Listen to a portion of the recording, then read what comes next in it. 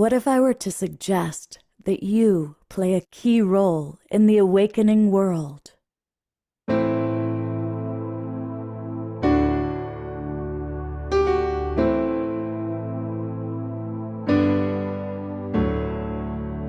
that you are watching this because you have heard the call.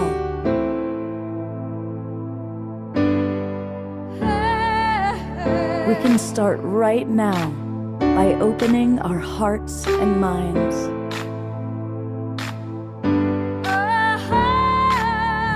Welcome to the awakening world.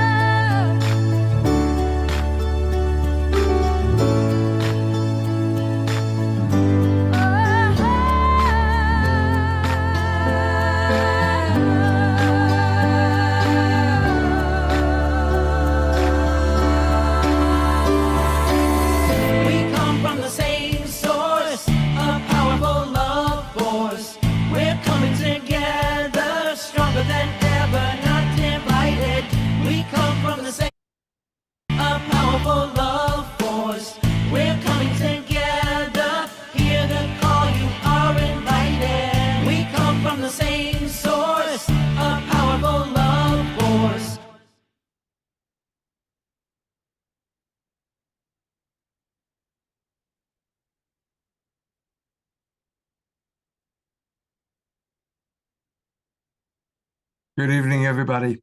Welcome to the Awakening World. It's Saturday night, November 9th, and I want to welcome all of you. I want to welcome all of our friends that are in the Zoom room. I want to welcome those of you that are watching on our Facebook, YouTube, all of our different broadcast partners. I want to welcome all of you who are watching the replay and the recording. It's been a big week, and we've kind of prepared this show in advance, knowing that emotions might be riding high tonight. Some of you might be jubilant and celebrating the election results, and others might be depressed, even terrified. I know that I've spoken to people of all different persuasions, and there's a lot going on right now. But one thing that I notice with almost everybody that I speak to is more than ever, we're really wanting to come together in community and to have harmony in our world. We are the Global Peace Tribe. So of course, tonight especially, we really want to focus on creating peace, peace within ourselves, peace in our relationships, peace in our community, peace in our world. And because it's a special night, I've invited some extraordinary people. It's a really, truly an all-star group of Global Peace Tribe luminaries. I want to start by acknowledging my co-pilot tonight, which is Reya Mana. She's back. And, she's fairly new to our awakening world. I think it's been about 6 months, but she's already made a really big impression on so many of you. So it's wonderful to have you with us tonight, Reya. Thank you. Thank you so much, Scott. One of our dearest Global Peace Tribers, Larisa Stow, who has been on this show way back when we were Saturday Night Alive for the Global Peace Tribe. And one of our favorite musical artists is with us tonight. So we're really, really grateful for that. Here, thank you. So good to And be with you, Scott, and with everybody here tonight. And Larisa, your voice and the Weevolution, what Larisa has created with the Weevolution, and we're going to learn more about that tonight, is what the future, that's what I vote for. More than Democratic or Republican, I vote for the Weevolution. And we'll learn more about that tonight. Absolutely. Also, we have with us another absolute favorite of the Global Peace Tribe, Tatiana Speed. But today we also get to meet her beloved, Mark. We've heard about him. We've envied him. And they, of course, have been traveling across the country. They're settled into Ontario, Canada. And so it's great to have both of you with us, and looking forward to hearing more about what you're doing. We also have another oldie but goodie who's been with us going all the way back to Saturday Night Alive, and that is Steve Bhaerman. And Steve is a very wise elder. And we may even see his alter ego Swami Beyondananda tonight. Welcome, Steve. Thanks a lot. And yeah, the Swami is in the house. So when I get out of the outhouse and into the in-house, he'll be here. Beautiful. I got to disappear for a minute to go. I still need to eat these days, so I do. Okay, go forth and eat. Okay. Okay, we'll see you later. I'll put the full spotlight on our next guest. This is John Kinyon, and some of you might not know him. He's been on the show a couple of times, but John is an extraordinary leader in the compassionate communication movement, also known as nonviolent communication. And John's been hosting a show for a long time called Across the Aisle, which brings together people of different beliefs and helping them learn how to talk to each other. He's even gone all the way to Afghanistan, where he has successfully helped warlords from different tribes learn to listen to each other and communicate. So John, when I knew I was going to do this show, I want you to know that you were the first person I reached out to. And I'm really grateful that you've agreed to be with us tonight. Thank you.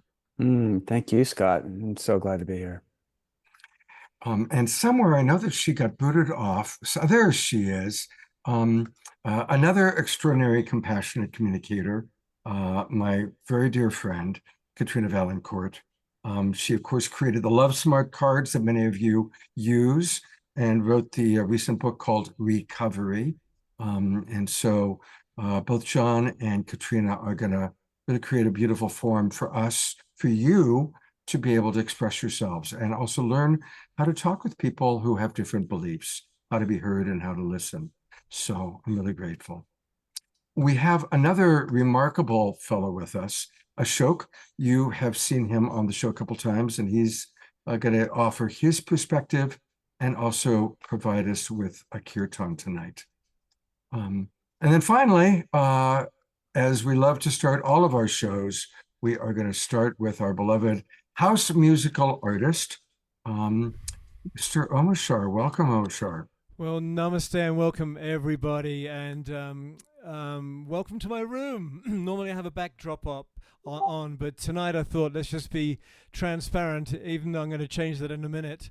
It's really important, this community discussion and the energy we put out into the world. And I know that both Larisa and Ashoka, all three of us, we've brought forth mantras tonight. And my mantra is Om Tare Tutare Ture Soha. And in the Buddhist tradition, they say Soha. In the Hindu tradition, they say Svaha. And it's basically homage to the goddess of purity, Tara, swift heroine, whose mantra, Tutare, dispels all fear, and Ture, which fulfills all needs. And I know the three of us have felt the push to bring this into our consciousness tonight. So I'm going to put it into the chat, and we all know various versions. This has been covered 1,000,000 times, so I'm the 1,000,001 person to do this. And so without further ado, let's go into the void.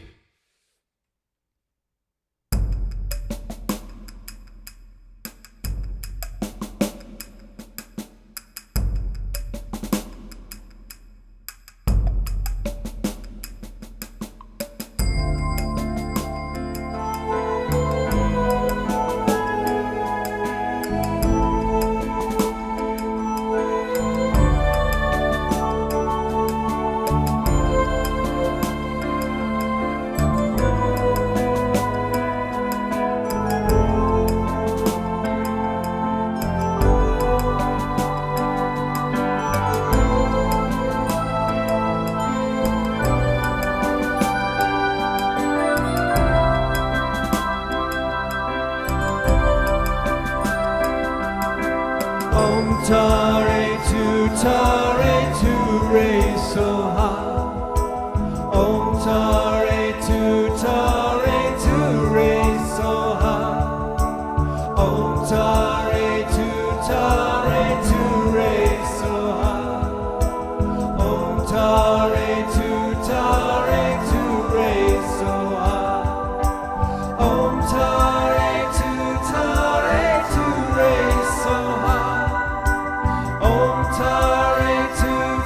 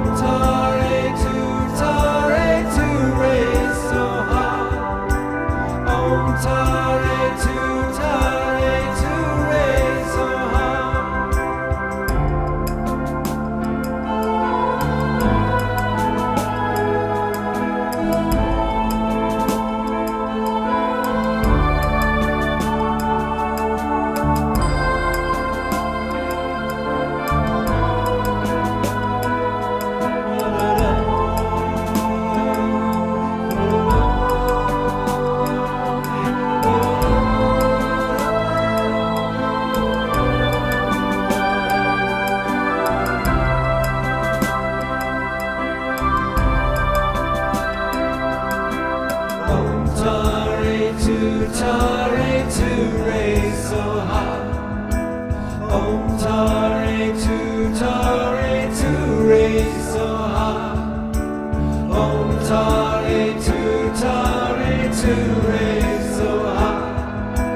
Om Tare Tu Re Soha. Om Tare Tu Re Soha. Om Tare Tu Re Soha.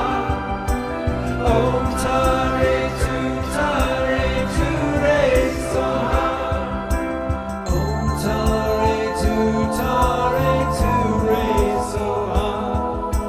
Om Tare Tu Re Soha. Om Tare Tu Re Soha. Om Tare Tu Re Soha. Om Tare Tu Re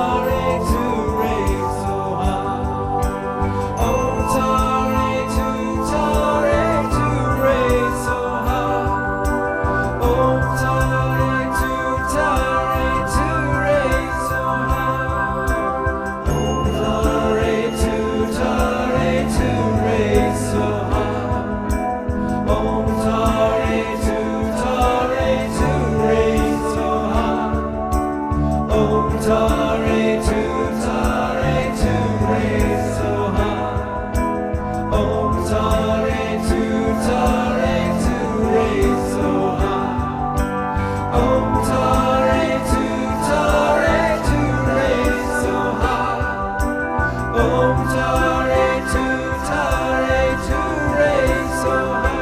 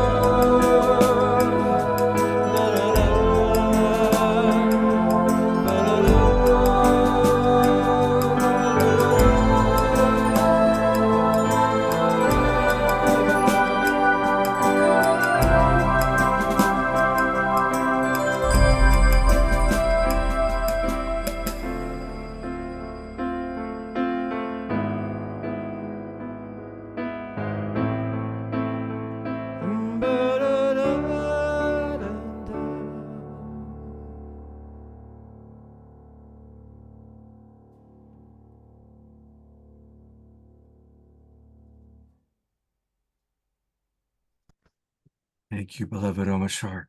Gonna go to gallery view and let's give him some beautiful twinkles and some love. It's always so good to start our show with you. Thank you. My pleasure. Mhm. You know, we've started praying on a regular basis every week now. And I'm really grateful that Reya Mana is here tonight. And instead of doing the prayer in the middle of the night, in the middle of the show, we might do one then too. But we're going to kind of carry on with a prayer. And thank you, Reya Mana, for being with us and leading a prayer. Thank you so much, Scott. Thank you for this beautiful space that you're holding and creating and inviting everyone into. And what a beautiful time to come together to remember our unity, to remember this common thread of truth. You know, in this prayer, I really just want to speak to inviting in that thread that weaves us all together and the remembrance of the truth of who we are. Because truly we are beyond any dichotomy. We are beyond any definition that we are placed into in the physical realm. And this is an opportunity to come together again and come back to that space of truth, that space beyond polarity, that space beyond discord or disagreement, that place where we reside in the oneness. So I invite us to close our eyes and connect with our heart and find that central column that resides within us, that central column from the crown of our head to our root. And then feeling that column further extend down from our root, down to the heart of the earth, down to the star crystalline heart of our Mother Earth. And then feeling that light and energy coming back up from the heart of the earth, back through our own root, through our central column, through our crown to the heart of the heavens. And feeling the light of the heavens then just raining down upon us. And feeling this column of light moving through the midline of the body, but also then seeing each of us sitting in sacred circle with one another. And feeling this column of light extending down from the heart of the heavens through our sacred circle down to the heart of our Mother Earth. And feeling this light and the truth and love emanating through this moment, aligning our cells, aligning our nervous system, bringing us into the space and the remembrance that all is well.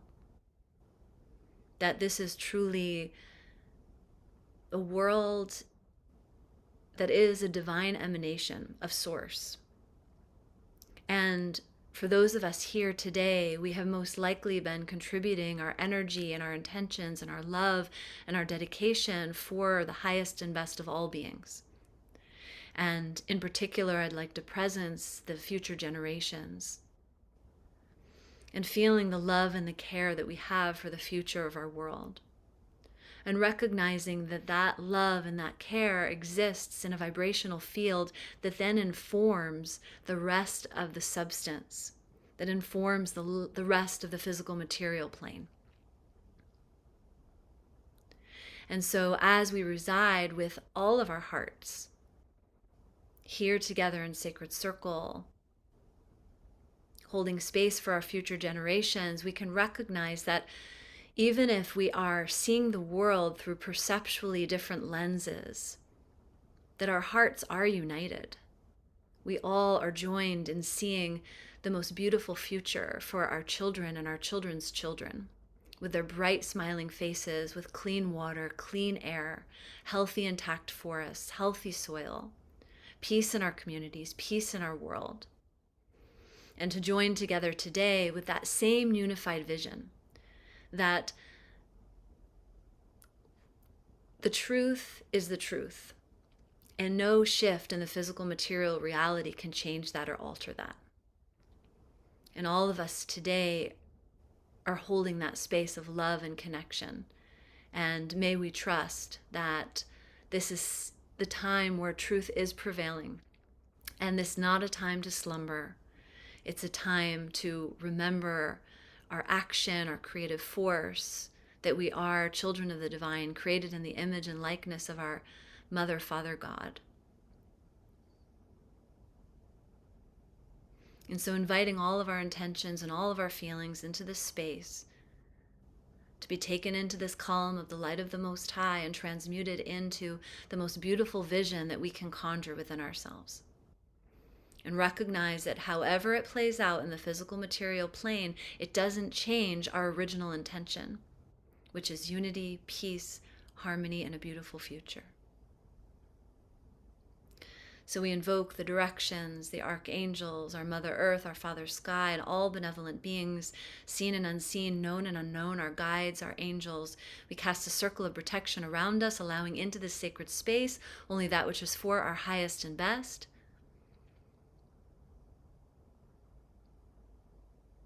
And may blessings be to this show tonight, to all our participants, and sending light ahead of us, past and future, to our sacred lands, throughout the planetary grid, to our star family, inviting in grace, greater clarity, and the unity of heart and love. Aho. Let's make another minute of silence so each of you can add your own prayer.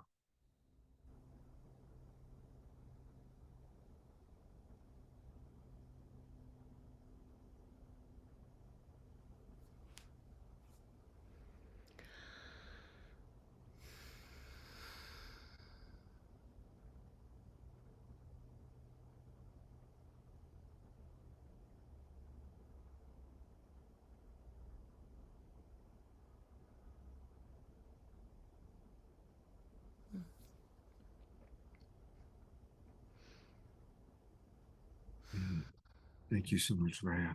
Thank you. And Scott, if I may add one thing, and that's that if anything incites us to division, that is not truth.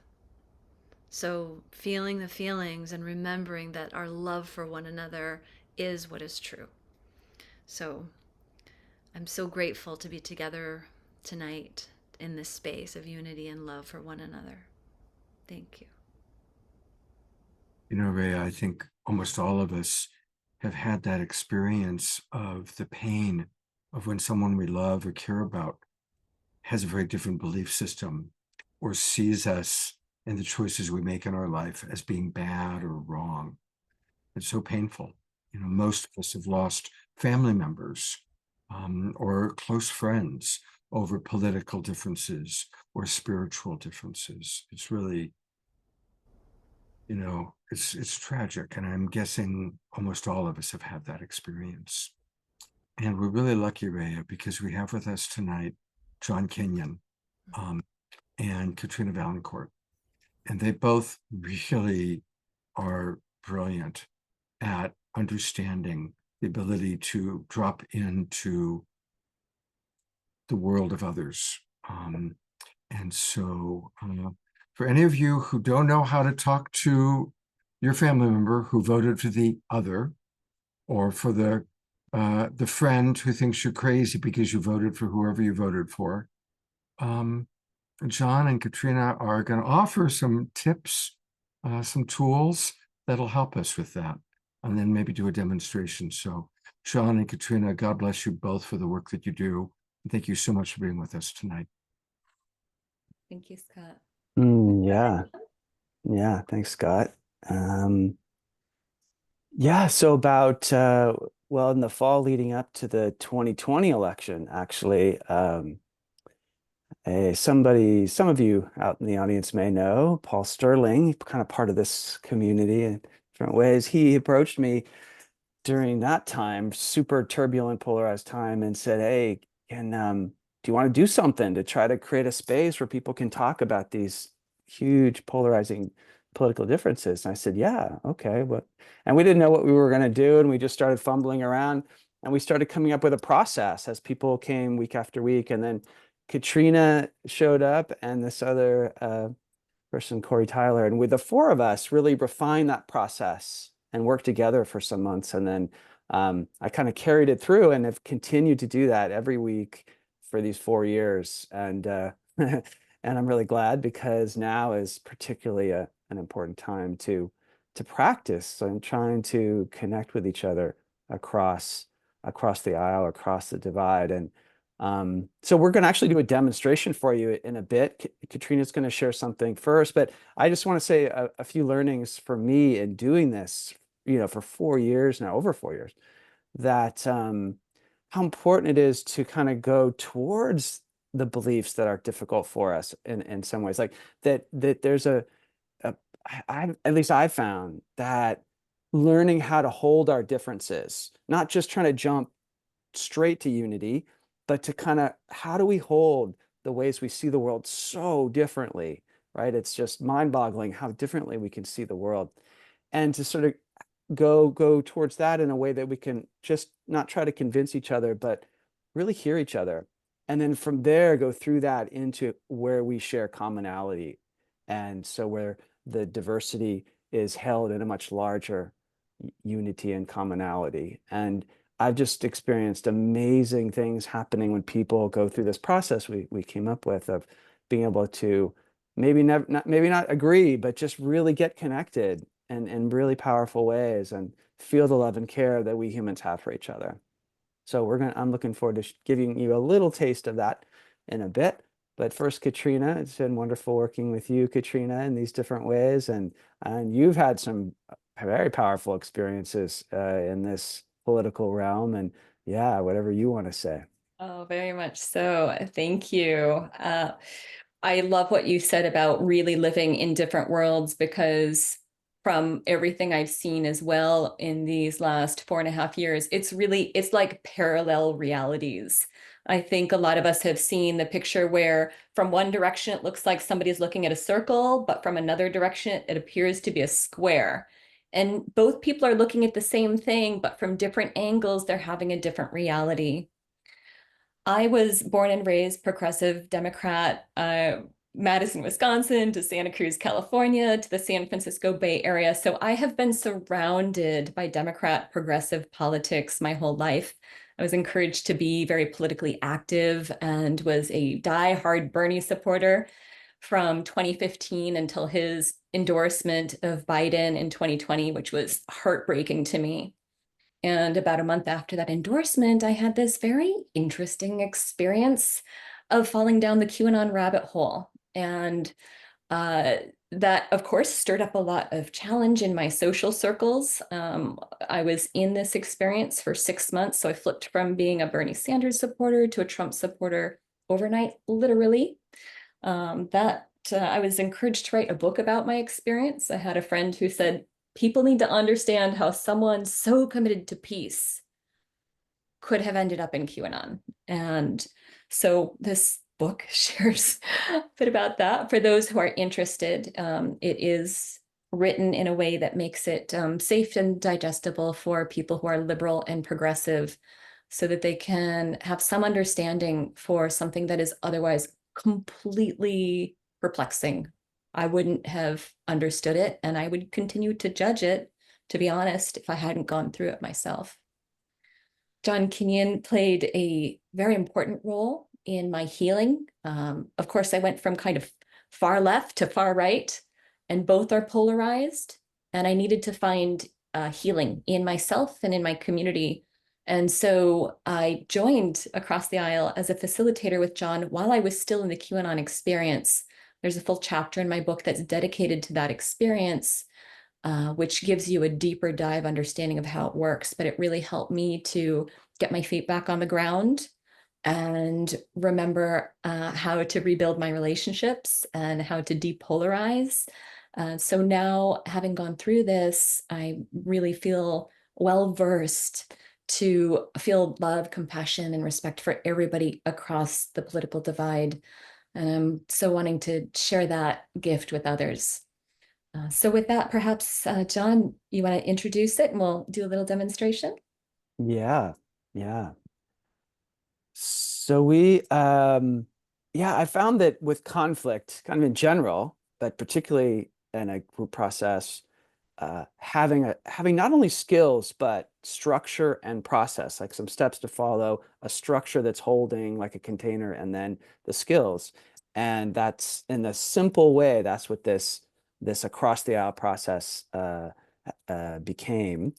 And it's basically at the core of it are these 4 questions, and they kind of parallel the 4 components of nonviolent communication. So at the heart of nonviolent communication, there are these basic, I think of them as like dimensions of human experience, or layers or levels of our human experience, of what we observe in our mind, how we feel in our bodies, what we need universally, and what we want, and what we might want to request, and what we want. And so what we found is if we put that into some questions, it really helped people just respond who don't have to know nonviolent communication.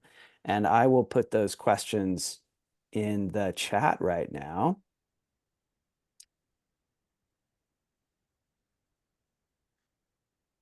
So there they are.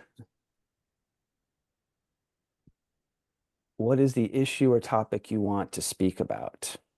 So inviting people to get, of all the things they might want to, what aspect of a topic or what topic, to kind of pick one and zero in on it, and sort of choose that. And then what meaning do you give to what belief? So that's what, like, this invitation to share with each other those political differences and beliefs, but to state it as one's own meanings and understandings of things and one's own beliefs.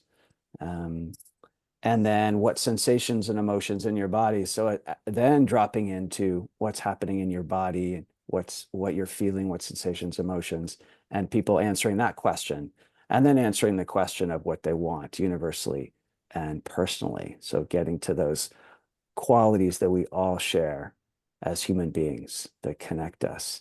And so the process works that one person comes at a time, guide them through those questions, answering one question at a time, and kind of taking them through those levels, those layers, and then to have another person come that has an opposing view and first reflect back what they heard, kind of using those questions as a way to try to track back what they heard the person say. And this idea of hearing but not having to agree. And there's different ways, like people sometimes say, yeah, like we can agree to disagree and things, but to me it goes even deeper than that. It's a profound kind of shift from trying to get the other person to change their mind in some way, or get them to see some truth that we hold, that we think that we're seeing. And instead, it's just like to be heard. Speaking in a way, it's just wanting to be heard and listening, the invitation to just listen, to hear without any attempt to try to change or be changed, just listen. And often in that, there is change that can occur. So those are the questions, and that's the process. And then it's the person who reflected back's turn to go through the questions. So we're going to do a little demo of that, and need somebody. Katrina's going to be part of this, but we thought we'd start with somebody from the audience that feels maybe particularly or strong feelings about the maybe Kamala Harris not winning, and the feel strongly kind of on that side of things, and maybe having whatever kind of strong kind of emotional. I think of them as like waves of them. That's been my experience. So if one person would like and be willing to go through these questions, and I'd guide you through the questions, and yeah. So can we see, maybe, I don't know how this works, Scott, if somebody So I'll raise do hands. an example. So yeah, if you raise your hand, like if you take a look at your computer screen and there's a little place where you can raise your hand like I just did. So those of you who might be willing to come up and share, it's important you have your camera on. We're just looking for one person. One. Is a Yeah, strong one Harris. person, Would strong, have really loved Harris to win. really wanted, and maybe feeling, yeah, distraught or whatever you're feeling about that didn't happen. I see Jeff has his hand raised, I believe.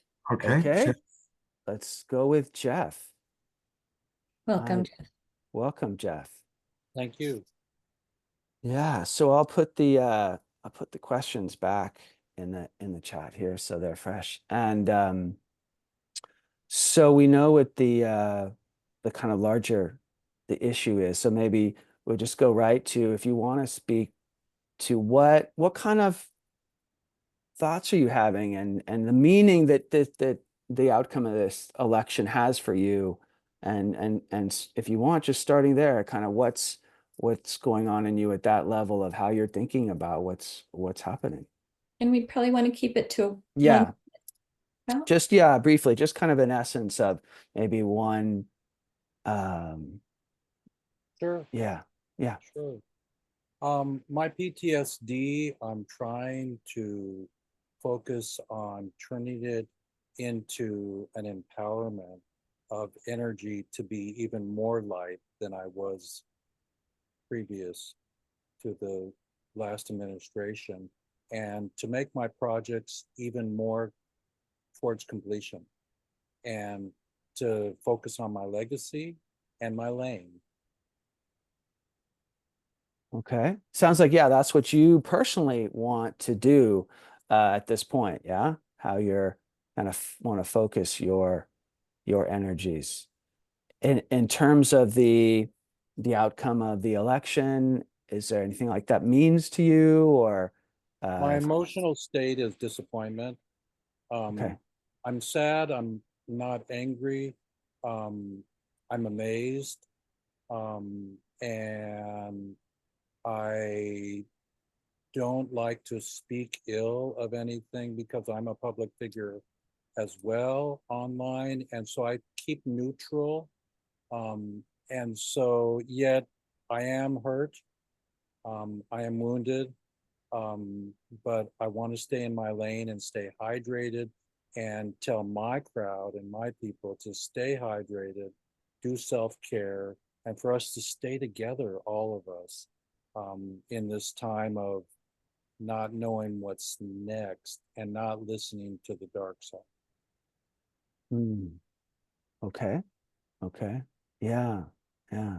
I'm hearing how much, yeah, these intentions that you want, how you want to keep your attention focused, and how, and some of the feelings that you are feeling, have been feeling. Yeah. Okay.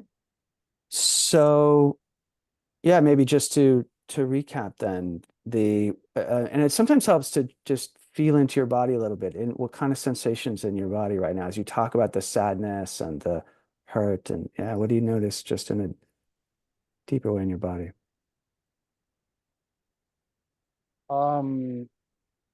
My salt bath helps every night, and this community helps. And yet I have not, well, I DJ'd last night at a live ecstatic dance for the beginning. And so dancing is really important, and music and community. It's kind of where I'm at. So I haven't yet felt the deep grief yet. And so coming in tonight is a grief moment for me. I only listened to news for the first time today. I did a Bill Maher. And so I'm trying to keep focused on my lane and helping what my lane is, nonviolent prisoners come home out of jail for marijuana. Okay, so I heard the deep grief, and that there's kind of part of you maybe not fully going there, but you partly, and you sense it, and that's present for you. Yeah. Is there, and this actually, this what you're, this you said not wanting to be kind of negative and stay in your lane, but is there one thought about that to practice hearing each other and how we see things differently? Is there one thing that it means to you that it's your view, kind of your perspective, that somebody that can be heard as maybe different, and try to hold that difference? Well, I have an opinion. Yeah, just one. I think George Lucas messed us up with Darth Vader for 40 years, and we didn't get Yoda enough. And Darth Vader allowed the children to accept the darkness, and he says, "Come to the side."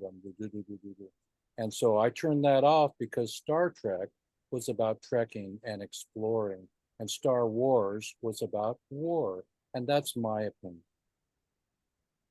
opinion. Pop culture has not helped us from Hollywood. Okay. That's my anecdote, is to be a filmmaker and to make more beautiful films. My next film will be about the families of prisoners in jail for 30 years for nonviolence. Okay. So that's where I want to be, is to have pop culture get with it. Okay, so that's some of your thoughts about the culture, kind of cultural influences on the divisions that are kind of stoking those divisions. Okay. And Because there's yeah. a brain Ross aspect to it. There is I'm grew up a Jew, and So actually, I'm concerned about time, so I want to just go. stay with the essence of what you're saying. And since you've said a number of different things you want, could you end the last thing, maybe just this last question about what you want, that is kind of, if you go to the deepest place in you. You said stay in your lane and different things like that, but in terms of what you most want, what would that be? You most want, most deeply want, universally want? Community. Community. Okay. All right. Okay. Thank you, Jeff. And so Katrina, just in for the sake of time, Katrina's going to play the other person that could come forward that might have a different side of the issue. And Katrina, are you first willing to say back some of just the essence of what you got from Jeff? So again, Definitely. hearing without needing to agree with anything. Yeah, Jeff, I hear the sadness and grief and pain. And I hear your commitment to nonviolence and compassion and hope and creativity and beauty and inspiration as expressed through your self-care, the gifts you're bringing into the world as you also design your legacy. So I hear that depth of heart, both in pain and also how can the lotus blossom from this darkness. Yeah. I feel this will empower me even more to be who I am, and for us as a community to even march forward with the light even brighter than ever before. Okay, so it sounds like you feel heard, Jeff, feel understood by Katrina. I really appreciate you, Katrina. Thank you for Yeah. seeing me and hearing. That was right on, spot on. Thank you, Katrina. Namaste. So now, Katrina, would you like to go through those questions of one, maybe just from your perspective, how you're seeing the results and what it means to you, and where are you on that level? When I hear how am I seeing the results, I'm both present to Donald Trump's victory in the presidency and also the results of 90% of my community really fearing that. So both of those are results that I'm seeing. I feel a lot of tenderness and compassion and empathy. Like even somatically, I'm really feeling with people. And at the same time, having gone through this experience, the QAnon experience of 4 years ago, having entered into that experience of appreciating Trump, which is the alternate reality, I don't have the fear. So something I'm seeing in the results is I'm seeing some people I love, Robert F. Kennedy Jr. and John F. Kennedy, Robert F. Kennedy Jr. I'm getting all my Kennedys mixed up.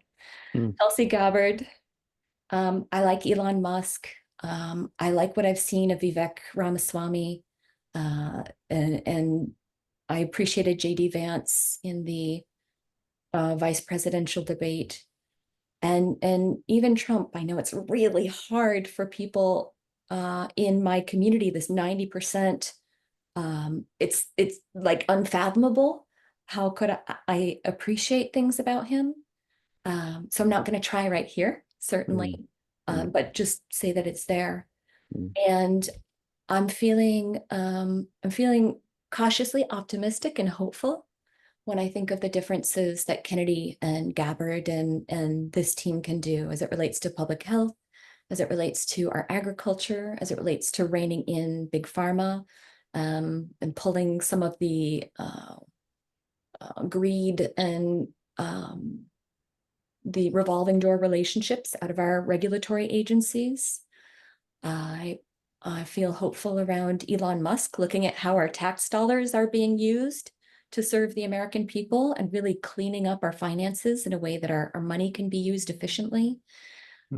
I feel hopeful around the elimination of censorship around factual information as it relates to COVID and the pandemic. Legally, okay, kind of, I understand there's some place for censorship, and I've been concerned at where that line has been drawn in these last few years. So I'm feeling a level of hopefulness, and it's difficult for me to say that openly when there's so many people in my world who don't see that whatsoever, don't believe it, think I might be looking at disinformation or, whatever sense making they have around the disconnect between the way I see things and the way they're seeing things. And maybe when you see the differences with many of your friends and people you know, yeah, again, how some of the feelings in you about that. I hear the hopefulness and the sense of possibility. But when you see those differences, maybe again, just say how that is for you, and speaking even now about this. It's uncomfortable, even saying this here. I recognize that there could be people angry at me for not agreeing because there's so much fear. And it's much easier to voice their anger at me than it is to voice their anger at politicians they have no access to. I've certainly experienced a lot of that before. So that's there. I certainly feel a lot of compassion because the worldview that they're looking through is one that I used to have, and I used to be melted in tears and fear and like dysfunctionally so. And so I can't whatsoever lack compassion or make that wrong because I have been there. And I feel a lot of relief that that's no longer my reality, having gone from far left to far right and then depolarized between the two. Kennedy would have been my preference. I didn't get to choose him. So can we maybe, because you said a number of different things that you were hopeful about, and just to complete, is it just naming a few things you most, in a few words, what you're most hoping for, longing for, wanting, what you're feeling hopeful about, but maybe just in summary, just some of the I'm key. feeling hopeful for public health, for truth and transparency, for regenerative agriculture, for holistic healing. So how about we take, because I want to ask Jeff to reflect back a little bit. So I don't want too much for him to try to hold. Does it feel like enough to say? There's a lot, it sounds like there are a lot of things that you are imagining, some needs that could get met in these ways. But does that feel complete enough for you to share that much? Yeah? Okay. So Jeff, are you up for saying back just a little, and we're running out of time, I think, from Scott. But so just a few words you're willing to say back to Katrina, just what you're hearing. Some of what, like maybe even just some of how she's seeing it and what she feels and what she wants. Just really the essence. Thank you. And Katrina, bless you for your vulnerability and your sharing. And I try not to speak about what I don't know. I don't know a lot about the right, so I cannot really be angry or. Well, are you willing to say just what you heard Katrina say? What I heard Katrina say was that she was hopeful. Hopeful, yeah. And maybe just a couple things she's hopeful about. Even if you're not. The obvious, the economy and the environment, so and health, and so yeah. From your mouth to God's ears, I hope that we get that. So let's check back in with Katrina. So there's a lot you said, and Jeff got just some pieces of it. But do you feel, in terms of feeling heard? I think he got the essence of it. Essence of it. Yeah. Yeah. So thank you, Jeff. Thank you, Katrina. And just in closing, kind of with everybody, just that. I hope you're getting at least a sense of the practice of trying to hold these differences, and maybe noticing what it's like for you all as you're listening to hear things maybe you agree with or disagree with, and can you kind of just hear and understand, and then go down into how we all feel and what our needs and desires are, where we share that, and just kind of that dropping down together. So that to me is a way we can have any difficulty of conversation or disagreement if we can kind of follow a process like this that helps us go to this place. So anyways, thank you, Jeff and Katrina, and thank you, Scott, for giving us all this time. And back to you. Well, thank you both. And I'm actually going to comment a little bit on some of what was going on in the chat box. But before I do that, I want to let people know a little bit more about how they can get more of John and Katrina. Katrina created these amazing Love Smart cards. I'm sure some of you in the audience have used them. And if you have, please pop into the chat box how they've helped you. They're wonderful. It's a great way to learn nonviolent communication. I like to call it compassionate communication. And you can learn more about them by going to lovesmartcards.com, lovesmartcards.com.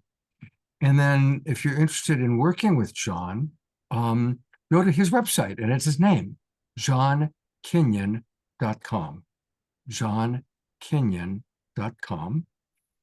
And then finally, Katrina's book is available. It's an amazing book. We did an entire show on her book. And so I'll put into the chat box the link to that show. We kind of did our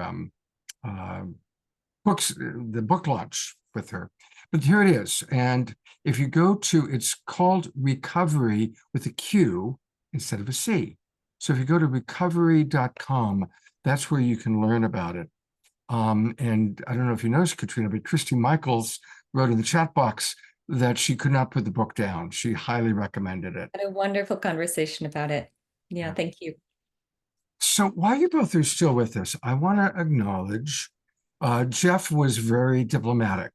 And I felt like Jeff already was a couple steps ahead. I don't want to, but I want to acknowledge one of our regulars, Carol Craig, is having that kind of intense reaction that maybe you were even looking for. And she's on every show, and she's having such a strong reaction. It's so hard for her right now that she's thinking of leaving the show, calming down her nervous system, and maybe watching the replay. Now, I'm not going to get into the politics of what, but I want to acknowledge the courage of Carol to bring that up, because I think we all know people that are having that level. And even Jeff, after he kind of calmed down, mentioned that he was trying to manage his PTSD. So I just want to acknowledge there are people that are feeling like, I need to leave the country. This is going to become a dictatorship. There are people who believe, I'm not saying this is true or not true, I'm just acknowledging the people that have the belief that this is Hitler and Nazi Germany all over again, and they're terrified.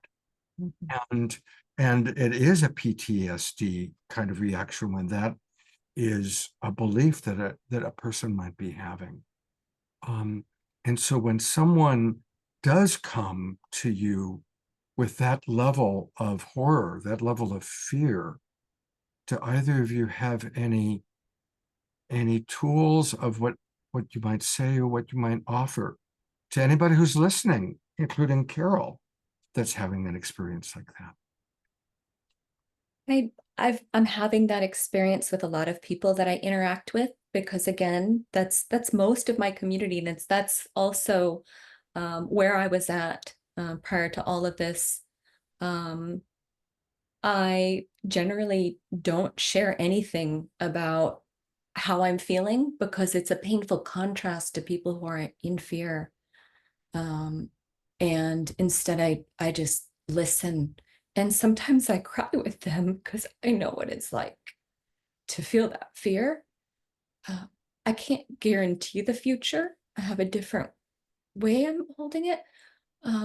But for those who feel certain that that's the dark future that we're stepping into, I know that pain, and I want to be honoring and tender. I don't want to try and talk people out of the way they're seeing things. I know that can backfire. So it's really about holding them to the best of my ability. And that self-care piece, like Jeff said, finding that balance between really caring for the people around us and also tuning into our own nervous system and saying, what do I need to do? How much can I engage? Where do I need to unplug? Where do I need to listen to music and dance and get my hands into the garden? And I just, having been on both sides, I hope that people might consider that we actually have so much more in our shared values than the media would lead us to believe. I've met people across both sides, and we all want a world that works for everyone. We want to end racism. We want to end sexism. We want regenerative agriculture. We want to end war. These liberal progressive values I've found you're not as alone as you think you are, and I love you.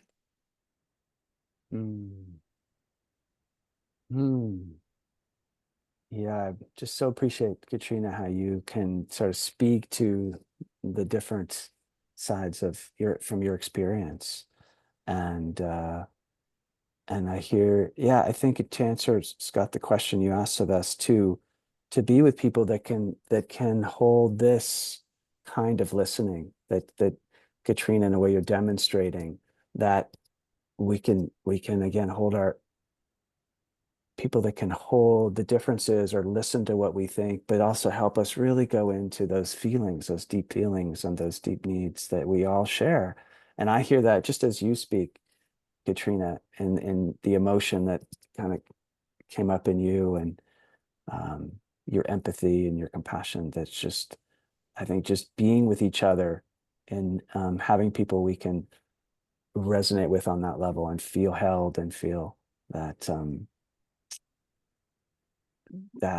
that I think that ability that we can, what's called co-regulating with each other, we can sense each other and feel each other. So I'd say that's the most important thing, really, trying to be with people where you can do that will kind of hear your thoughts and acknowledge, but then just kind of keep dropping down into our bodies and into what we care about, and keep focused on that. And I think you modeled that really beautifully, Katrina. Thank you, Katrina. Thank you, John. And we're actually going to have a segment at the end of the show where there'll be more opportunity for people to communicate and express what's going on for them.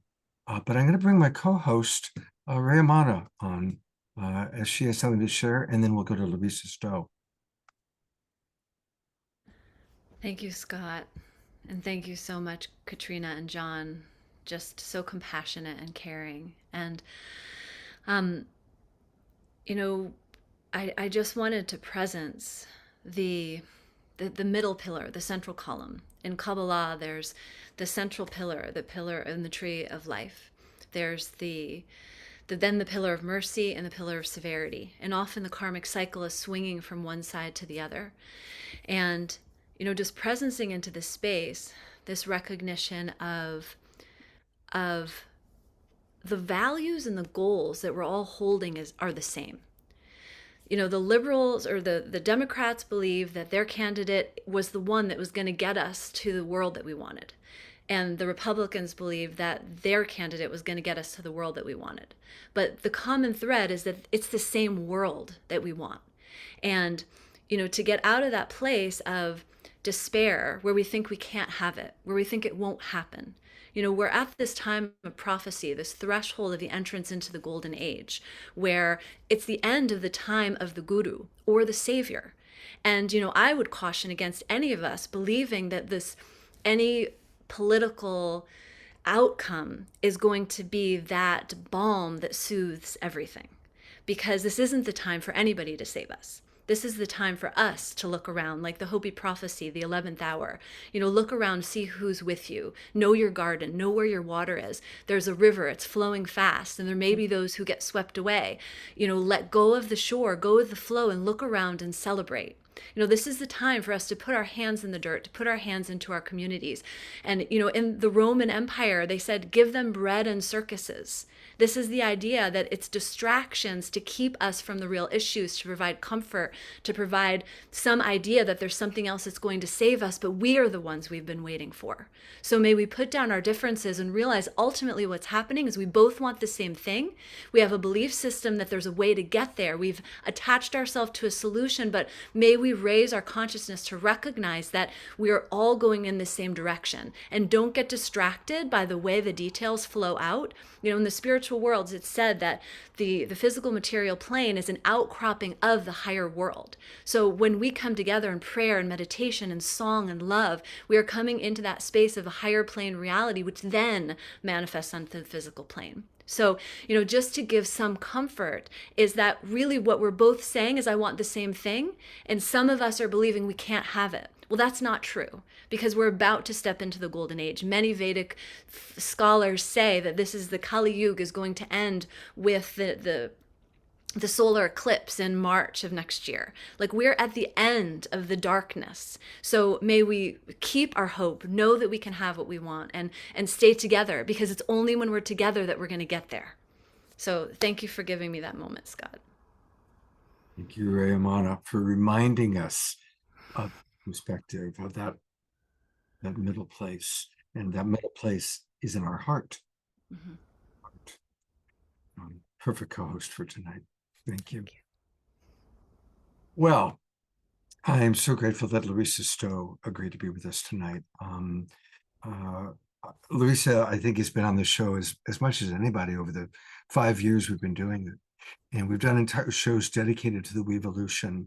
And like I said at the beginning, that's the party I believe in. I would love to see the party of the Weevolution be the party that comes into power, because it is really very much what Reya Mana was just saying.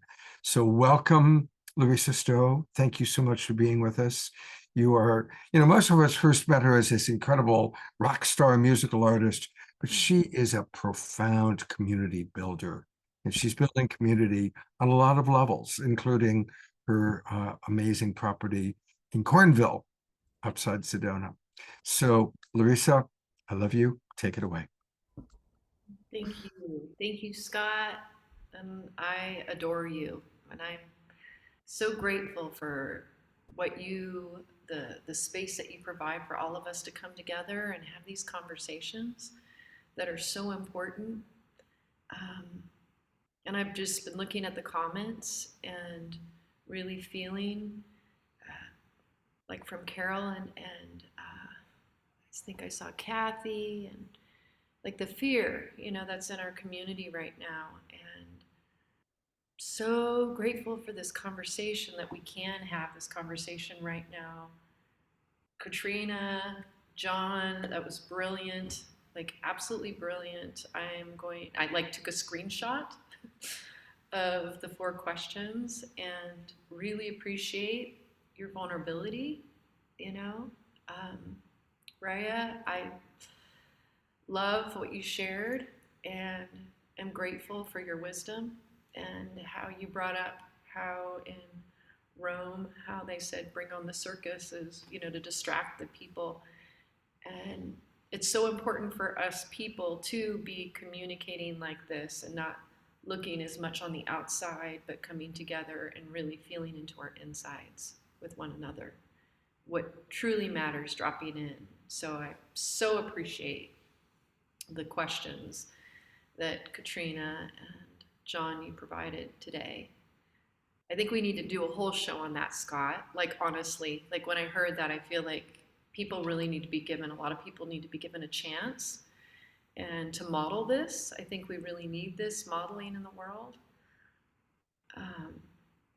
I'm so grateful for the 6 global agreements that I, along with others in my community, we created that. A lot of that is even, Scott, your wisdom, bringing that forth. I was inspired, putting these together so that my community, the Shakti Love Warriors, would have a framework in a way that we could really honor each other and communicate. Because as we all know, things can go sideways really quickly in communities.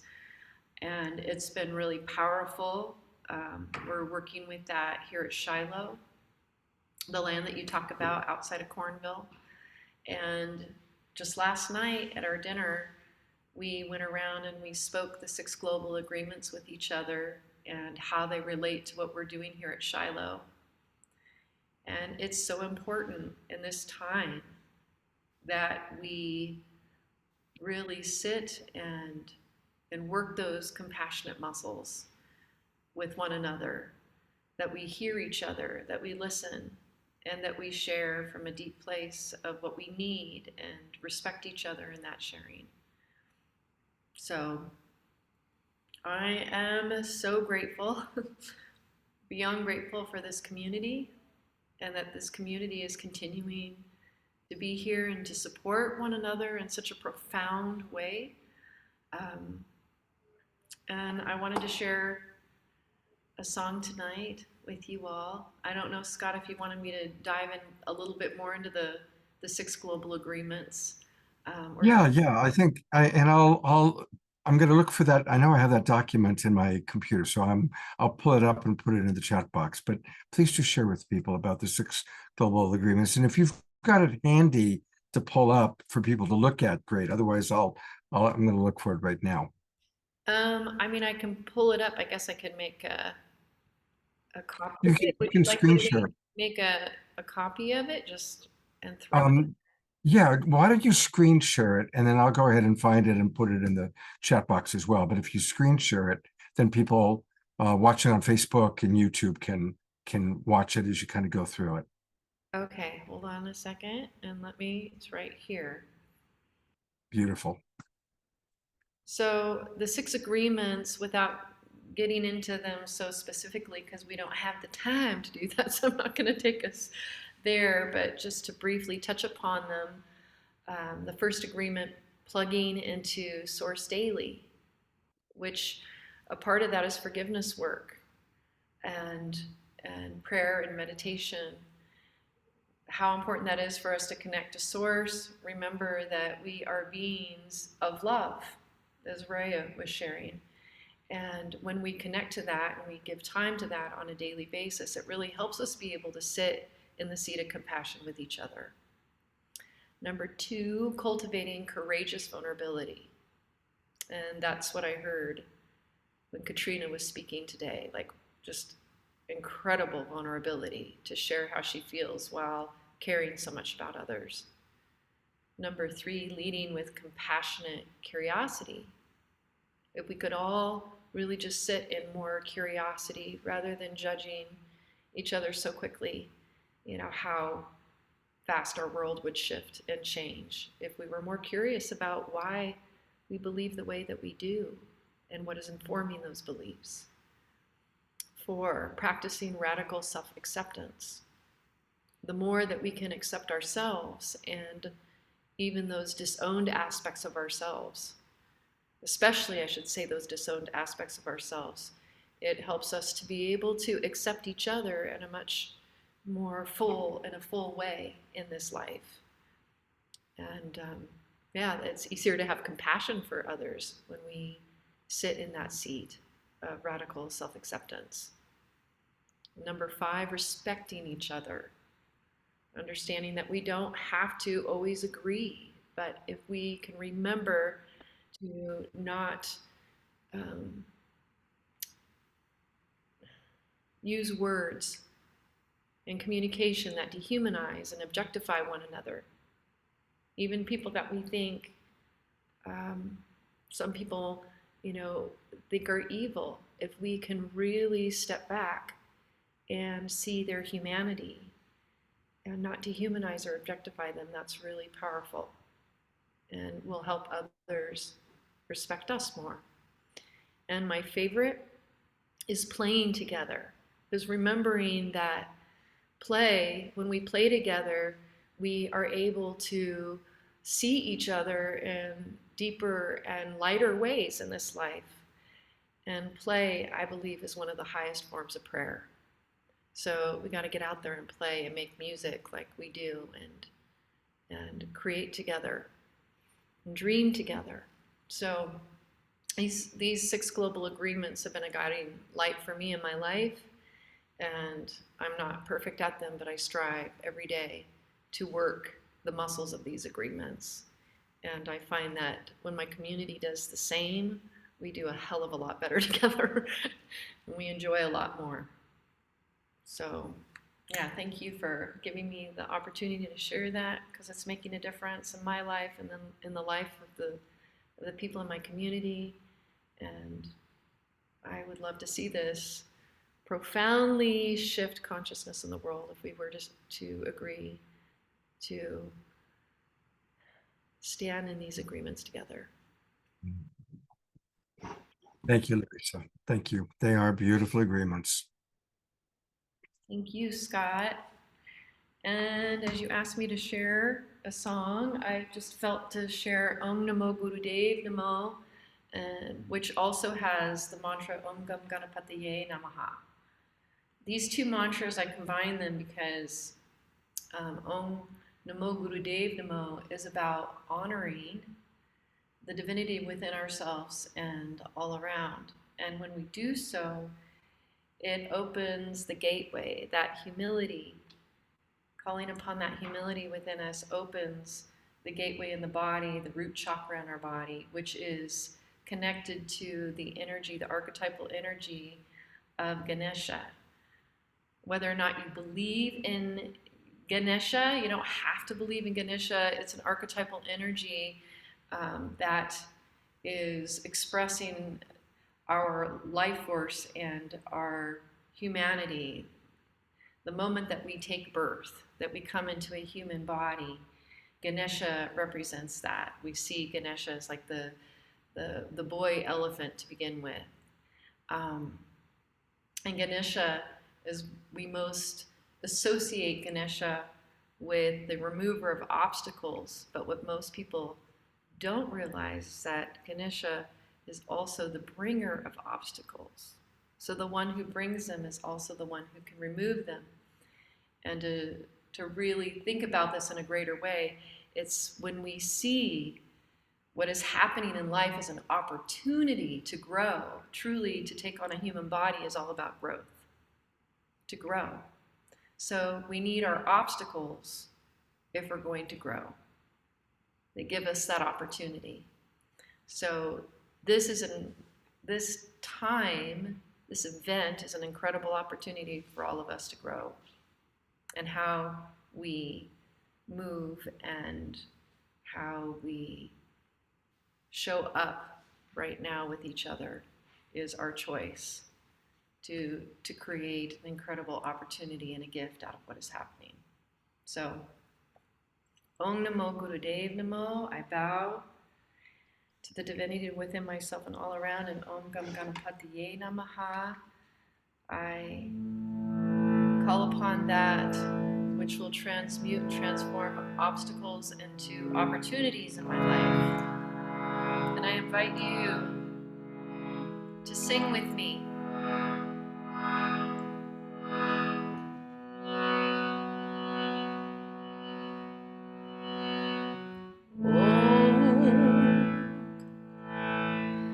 Om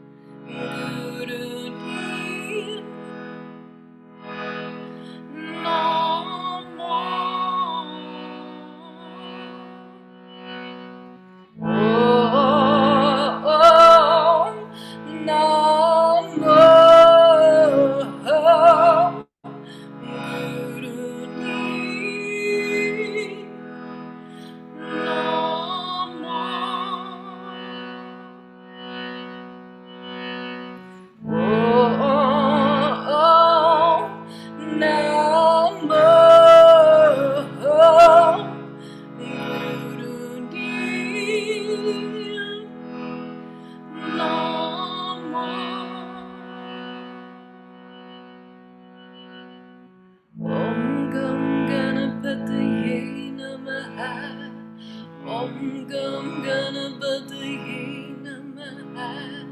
Om Gam Ganapataye Namaha. Om Gam Ganapataye Namaha.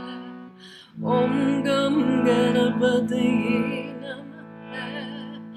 Om Gam Ganapataye Namaha. Om Gam Ganapataye Namaha. Om Gam Ganapataye Namaha. Om Namo Gurudev Namo. Om Namo Gurudev Namo.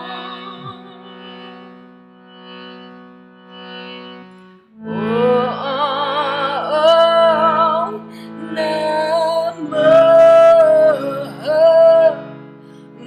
Gurudev Namo. Om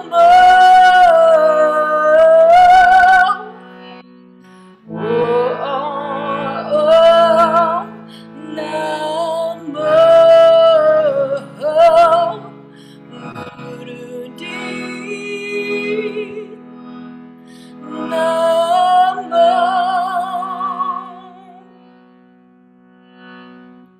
Om Gam Ganapataye Namaha. Om Gam Ganapataye Namaha. Om Gam Ganapataye Namaha. Om Gam Ganapataye Namaha. Om Gam Ganapataye Namaha. Om Gam Ganapataye Namaha. Om Gam Ganapataye Namaha. Om Gam Ganapataye Namaha.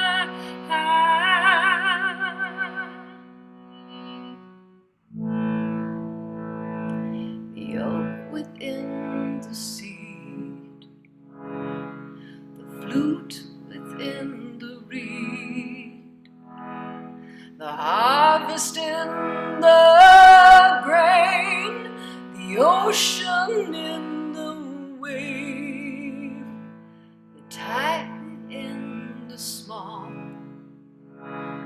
the rise within the fall, inform and formlessness. You're the light of consciousness.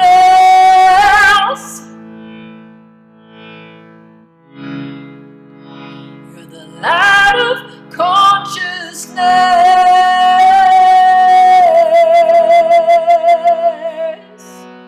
The light of consciousness.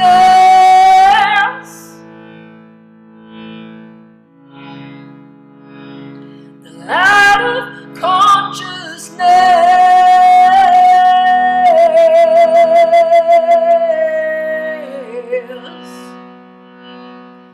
Oh, Namo Gurudev Namo.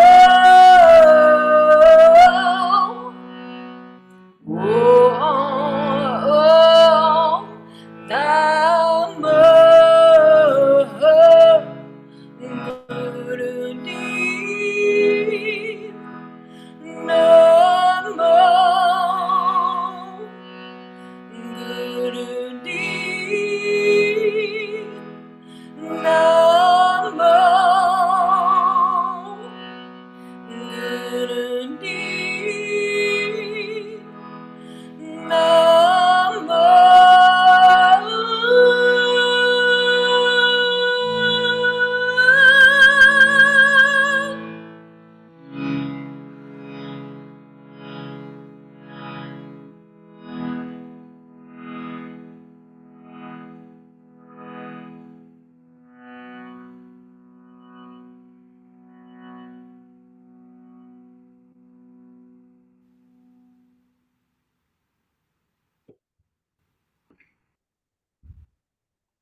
Gonna go to gallery view. Thank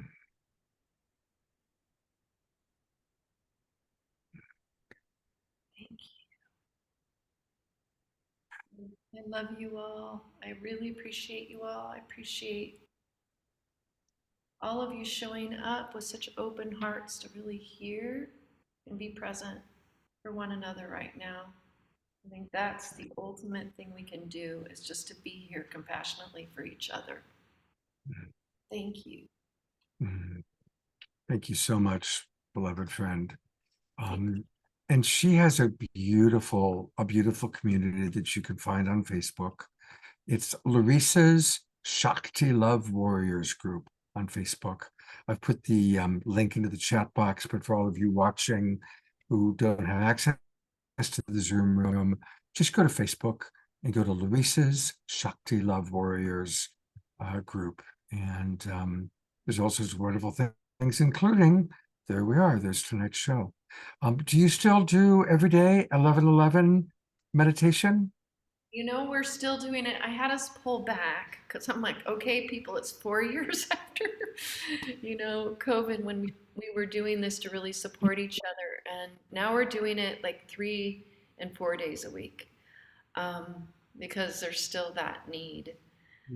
Maybe not as much as there was, but now with what's unfolding, I think, we're being drawn again together to sit in that heart-centered awareness with one another. Okay. Omashar, I need you to take over my computer. There we go. My computer. Okay, I think I got it. I think I got control back. Okay. You know what? I'm gonna need to actually turn things over to you for a moment, Omashar, because I'm gonna have to leave and restart my computer. Okay, so next up we have Steve. Yeah, Steve Bhaerman is next. So if you could bring Steve up, and I will be. Oh, Steve isn't here. I'm just There he is. Swami is next. That's right.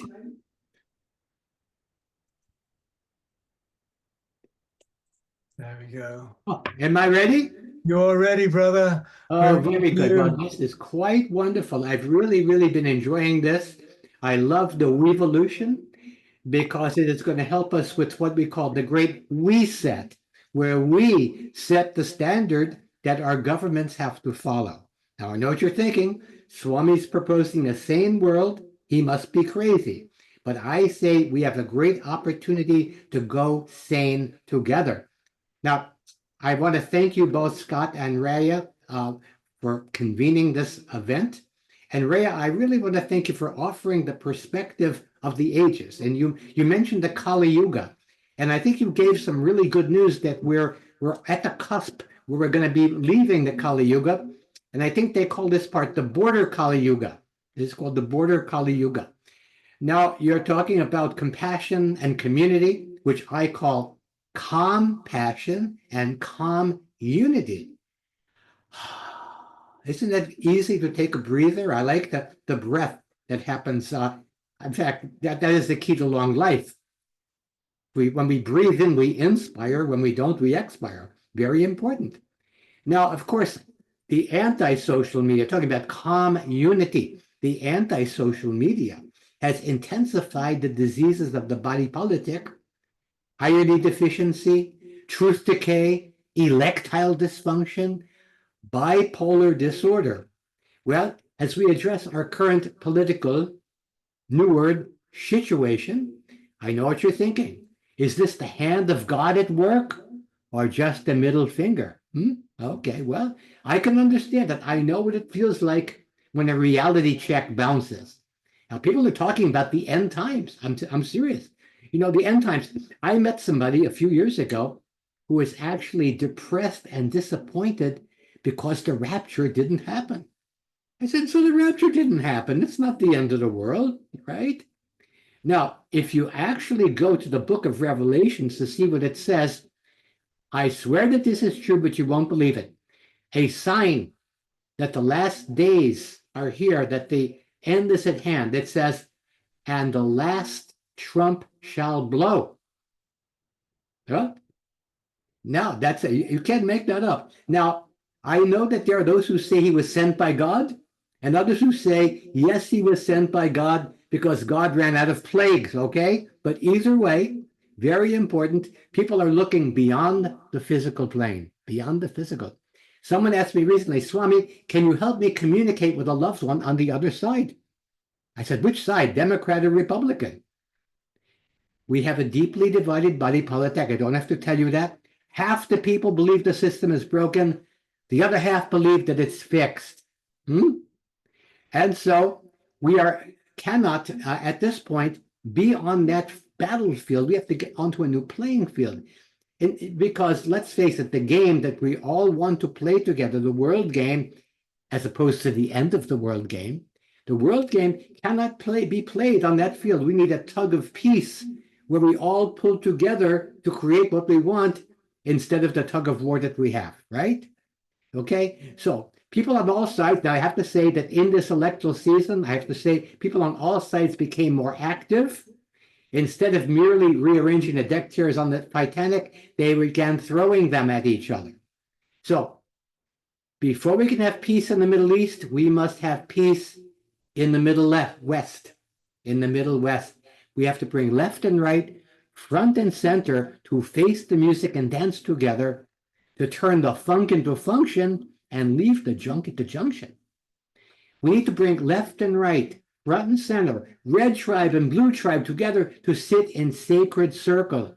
As our friends suggested earlier, to talk with one another, sit in sacred circle and talk until they're purple in the face.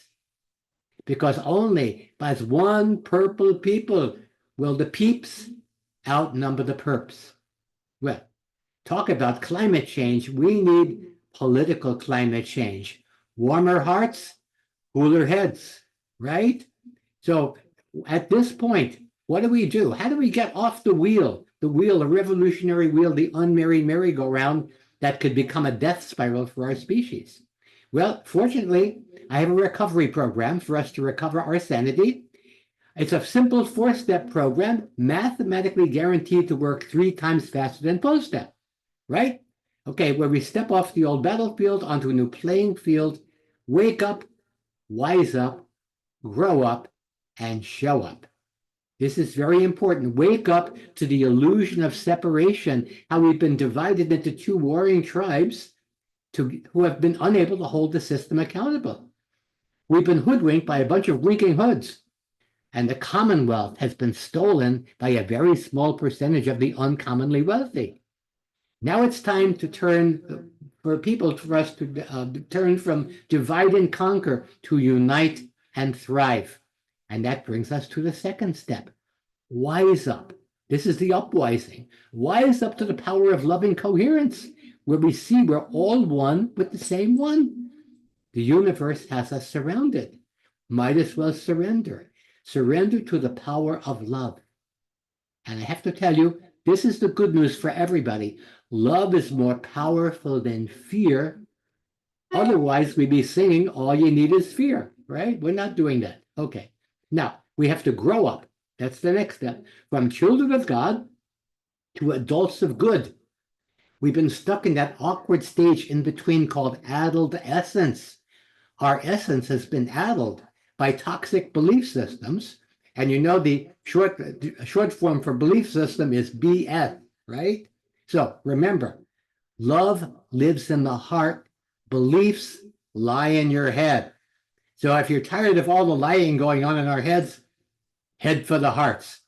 The more we expand our hearts, the less we will need to shrink our heads. And then finally, the 4th step, show up.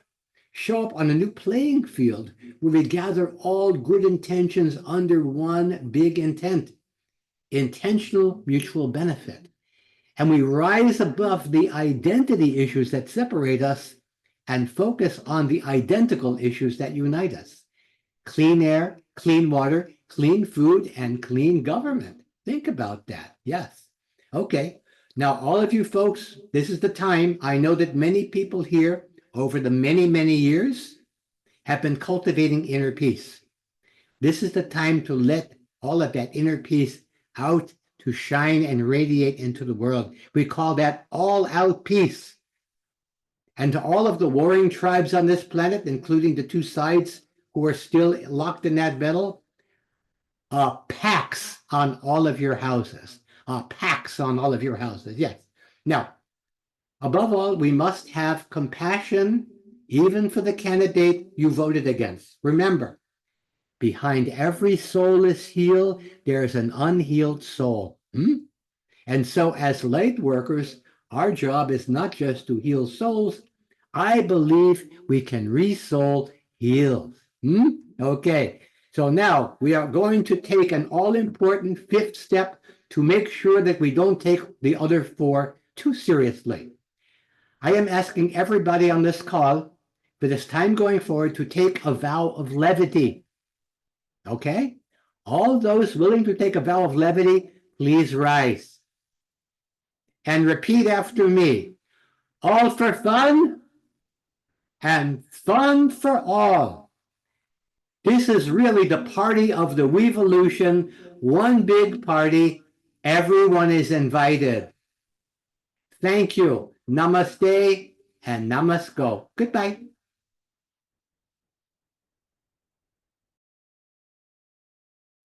Let's all give Swami some big, big love there. Thank you. And Swami, will your buddy Steve be joining us a little bit later on today? Swami's already muted. Right now, he is channeling me, and in a few minutes, I will channel him. Perfect. Thank you so much. Hey, you know, people can also get much more of Swami, Steve, at his website, and it's a wonderful website. And of course, what is it called? wakeuplaughing.com. wakeuplaughing.com. And that's where you can learn all about Swami, all about Steve. And there's a lot of really wonderful things going on there. So check out political humor, political satire, new age humor, and a whole lot more at wakeuplaughing.com. My computer froze. It was like, while we were on Larisa's Facebook page, all of a sudden my mouse wasn't working, my computer froze, but I think we're okay. Hopefully we will not have that happen again. I do want to take a moment to invite people that are watching on Facebook or on YouTube. First of all, thank you. Thanks for being with us. A big thank you to John and Summer Raymer with the Sign Network that put us out to sometimes as many as 200 Facebook groups and pages. And thank you to all of our broadcast partners. Come and join us. Come and join the Global Peace Tribe. If you haven't already joined us, please do so. And it's very easy. Just go to globalpeacetribe.com. You can learn all about our upcoming shows, what we're doing. There's a show we're doing tonight. There's what we're doing on Monday, which I'll be talking about a little bit later tonight. And then just click register for the new season. And that'll take you to our registration page. There's a lot of different levels that you can come in at, including a very discounted rate for students and seniors. Come and join the Global Peace Tribe, get Zoom room links to all of our shows, because there's a lot of wonderful things happening here. We do shows every Wednesday and Saturday night. And then we do special shows like this Monday, we're doing a very big special event. So come and join us. And we appreciate that. And you get to see all the amazing kind of people like you're seeing tonight. Also, I want to acknowledge that Ellie and some of you have asked for us to maybe have a show that's not a typical Awakening World show with a theme and presenters, but to set up a day or an afternoon or an evening where people can just come and do more of what John and Katrina were facilitating, conversation. So if that's something that you would enjoy, if that's something you would like, put that in the chat box, and then I will organize an opportunity for us just to come together and have more of an old-fashioned rap group, just sharing feelings without it being a themed show in our traditional way. But one of the wonderful things about themed shows is we get to have luminaries like this one right here, Tatiana and her beloved Mark, who are with us. And Tatiana, of course, has been on the show many times with live music, her beautiful videos that she makes. going to see some of her videos today. But she did this amazing thing of leaving her home, selling everything, and she and Mark consolidated down to their car, what they could fit into their car. And by the way, what they fit into the car was a huge dog, which probably took up the majority of the space. And it was not a large car. It was not a big station wagon. So an amazing journey. And they took back roads all the way across Canada. They didn't take any major highways, just little back roads to really get a feeling. And they've created and are creating a series of videos about the road less traveled. So I'm glad that your road has included the awakening world all the times that it has, and especially tonight. So I'm going to turn it over to the two of you to share whatever you would like to share with tonight's theme. Sure. Well, first of all, it's been, oh, and I'm going to put it on gallery view. There we go. It's been so impactful to be here and to bear witness to this incredibly delicate, difficult, charged conversation, and to see the grace and the compassion and the heartfulness and the empathy that's like guiding this conversation. I feel that it's deeply healing. And I just feel honored to be here and bear witness to how it's being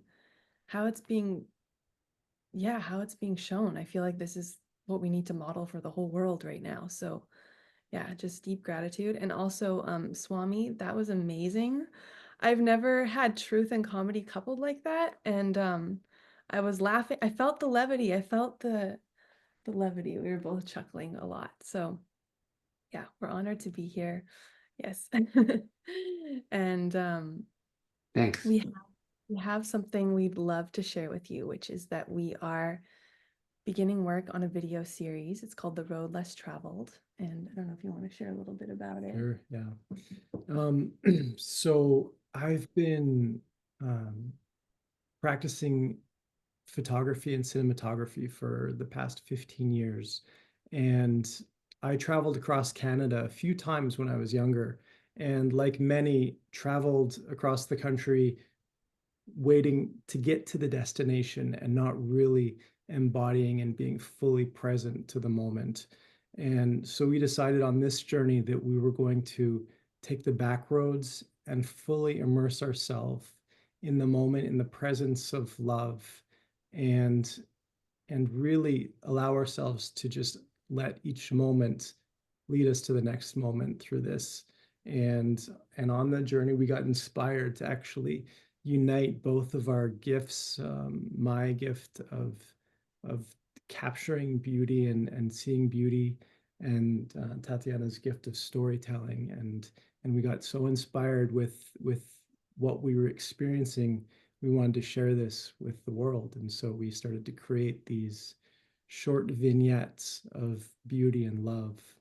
And we called it The Road Less Traveled. And it truly has been the road less traveled. We started off aiming to get across Canada. We backtracked, we turned around, we went down one road, we went down another road. It's been like a real adventure. And so we're going to share. So we've broken it into episodes, and we're going to play you the second episode, and then maybe if there's time, a trailer for the third. They're very short.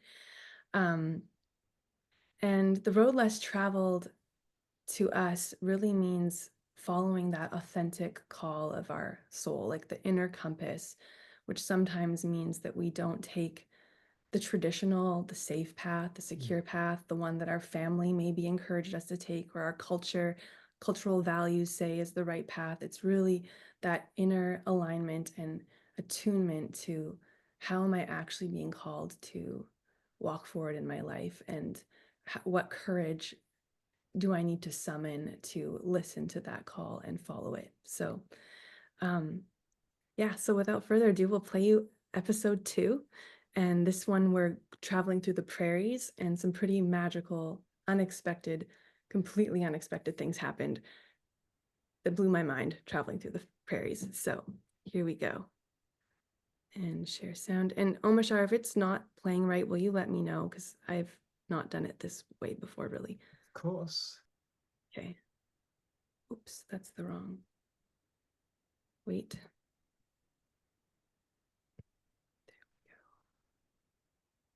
Oh, no, it keeps wanting to do. Yeah, just close that one.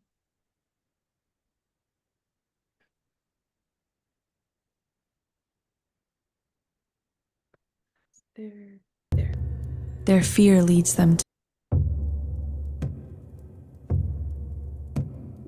What is the difference between buffalo and cattle?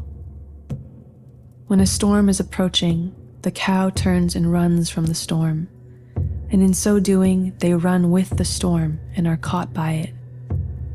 Their fear leads them to more suffering. Whereas the buffalo, when a storm approaches, turn and charge it. They run directly into it, and in so doing, they run through it. On the road less traveled, I invite us to explore. What storms are we running from? What suffering are we prolonging by being afraid to face something? What if we turn towards the things we are trying to outrun? What if we charge them like the buffalo?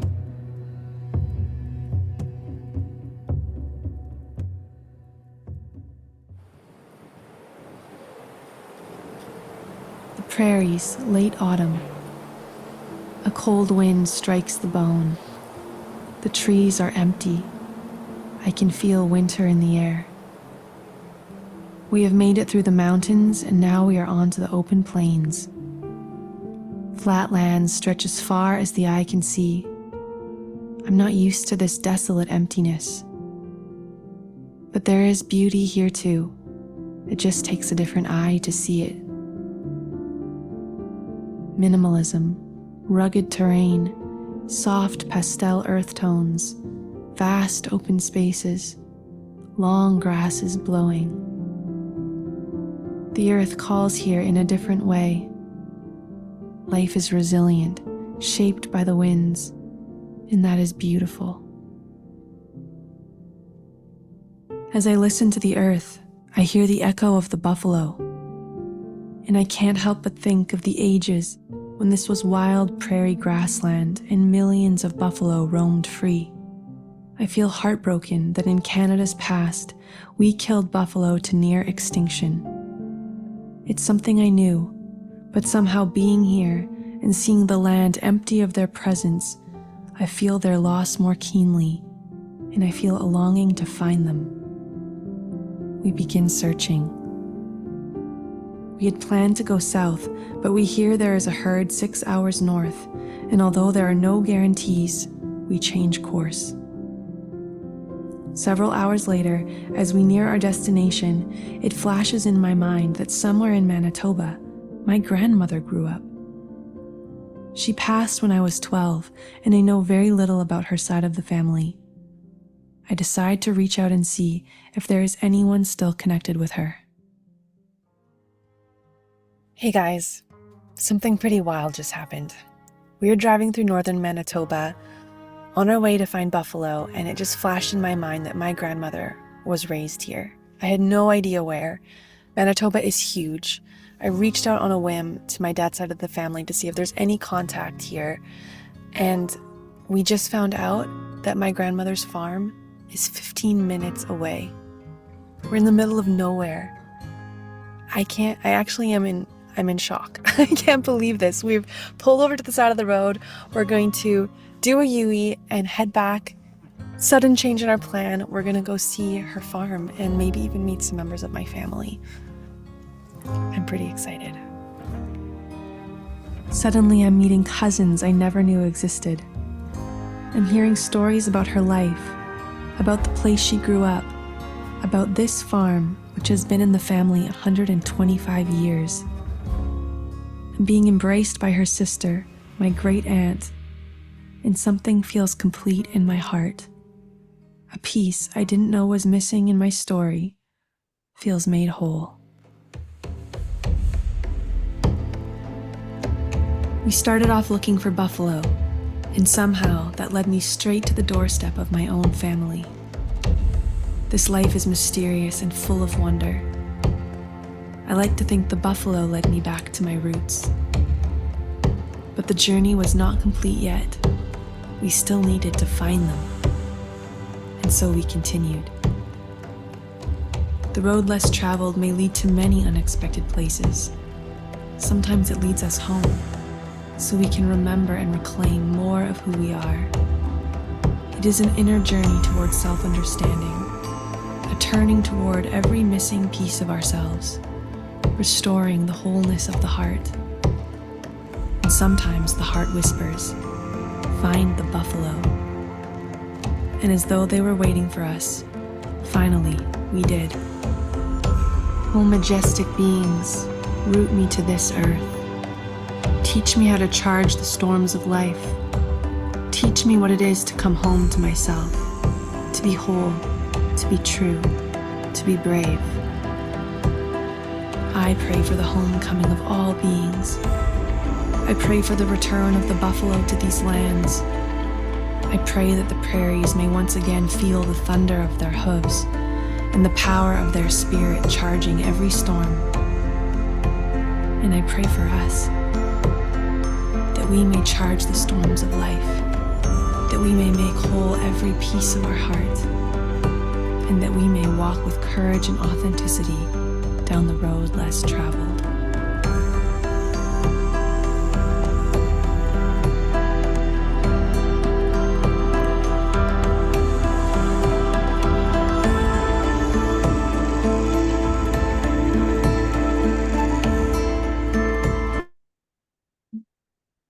Wow. I have chills. I absolutely have chills. When I went off and restarted my computer, I lost the chat box, so I'm not sure where to send people. So if you could put that back in the chat box for me. Sure. And while she's doing that, I want to just invite all of us to learn from her experience and recapping my understanding of what happened. First of all, they make this incredible choice to let go of almost everything, really come down and go on an adventure and not know where it's going to lead them. Following their intuition and then getting the brainstorm, oh, right, grandmother, Manitoba, and the magic of then finding this whole family and the incredible connection, but not even stopping there, still looking for the buffalo and finding the buffalo. Going towards the storm, going towards the infinite, going towards the unknown. And certainly after this election, we are going towards the unknown. We do not know what's going to happen. So let's not let our fear, like the buffalo, like the cows, let's not let our fear take us away. That's like get swapped away in the fear. But let's move toward it. And how do we move toward it? By each of us just showing up in love. Each of us showing up in love in the way we talk to each other, the way we talk to the people around us, the way we see each other. John Kinyon and I both had the great blessing of knowing Marshall Rosenberg. And one of the great teachings that I got to travel with Marshall and get to know him quite well. And one of the beautiful teachings of Marshall that I want to bring up right now, and then we'll go back to Tatiana and Mark, but it's not to create an enemy image of another. If we have a problem with someone, our problem is with choices they're making or behavior or difference in values, perhaps. But no one is an asshole. No one is a bitch. No one is an idiot. So let's remove enemy images and let's never see someone with that kind of a label. And let's notice what labels do we still use, even for ourselves. Perhaps some of us still say, oh my God, I'm such an idiot. I'm such a fool. Let's remove labels and see the divinity in all, in Trump, in Biden, in Kamala Harris. We may not agree with choices they make. We may not agree with them, but let's see the divinity in all and remove enemy images. By doing that, we are creating peace in our awakening world. And coming back to Mark and Tatiana, wow. Thank you. Yeah. Do you have anything you want to share? Well, when we met each other, we immediately felt this like synergetic force of love, this container, and we knew that when we met, that we wanted to bring this love into the world and continue to expand the radius of this love. And so this is our offering of love, this work that we're doing together. And yeah, it's beautiful. It's a beautiful collaboration. Maybe we can share the trailer for the one that's coming. Yes, please do. And still put the link into the chat box where people can go, or do I take them to Tatiana Speed? So Tatiana Speed, and then please follow us on YouTube, because that's where we're going to post our, and if you scroll down, you'll see the first episode at the bottom, actually. I've got a lot of things I'm doing. I'm also a musician, and I do women's circles, and then the road less traveled is here. Yes. And so you can watch the first episode, subscribe, and yeah, we're excited to build a community around this. And also, we want to move into starting a podcast where we interview other people that are taking their own less traveled road and really build a conversation around people that are living with courage and authenticity. And I think the world needs more and more of that right now. And love is definitely our kind of like, that's where we're coming from. So I'll share the trailer for the next episode that's coming on Tuesday. Can you guys see it? Is it big enough? Yes. Yeah.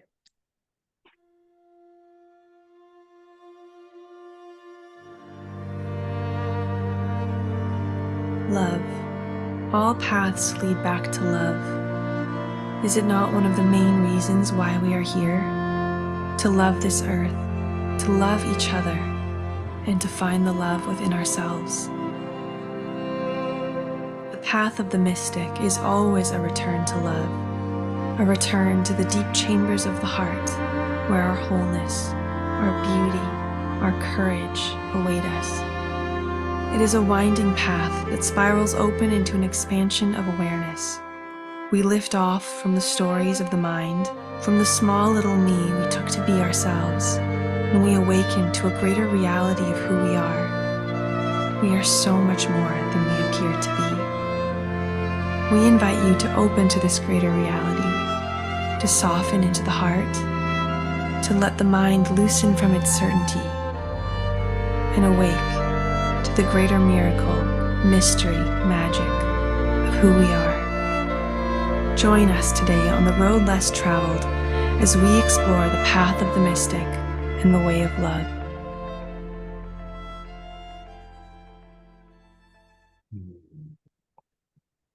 Wow.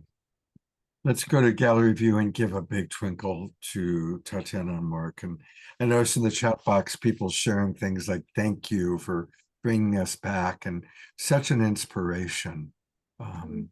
Absolutely beautiful. And a reminder, everybody, that again, you can learn more and register by going to her name, TatianaSpeed.com. Tatiana. And follow us on Facebook. Just search my name, because we're sharing like little snippets all along the journey. And we just love to, include anyone who wants to be part of it. Okay, sorry, I interrupted. I want to give a shout out to your mother. Your mother is in the Zoom room, Lori. And I always like to thank the mother of people that I love and adore. And so thank you, Lori, for whatever you've done, of course, giving birth and raising Tatiana in such a wonderful way. She's somewhere in this room. So thank you, Lori. Thank you, Tatiana. Thank you, Mark. Thank you. And stay on for one more moment, because there's kind of an amazing full circle. I actually met you through Ben Bowler. Ben was how I met you, and Ben, as fate would have it, and Scott put the agenda together, is our next guest. So thank you, Ben, for bringing Tatiana into our awakening world, both literally and figuratively. Yeah, thank you so much.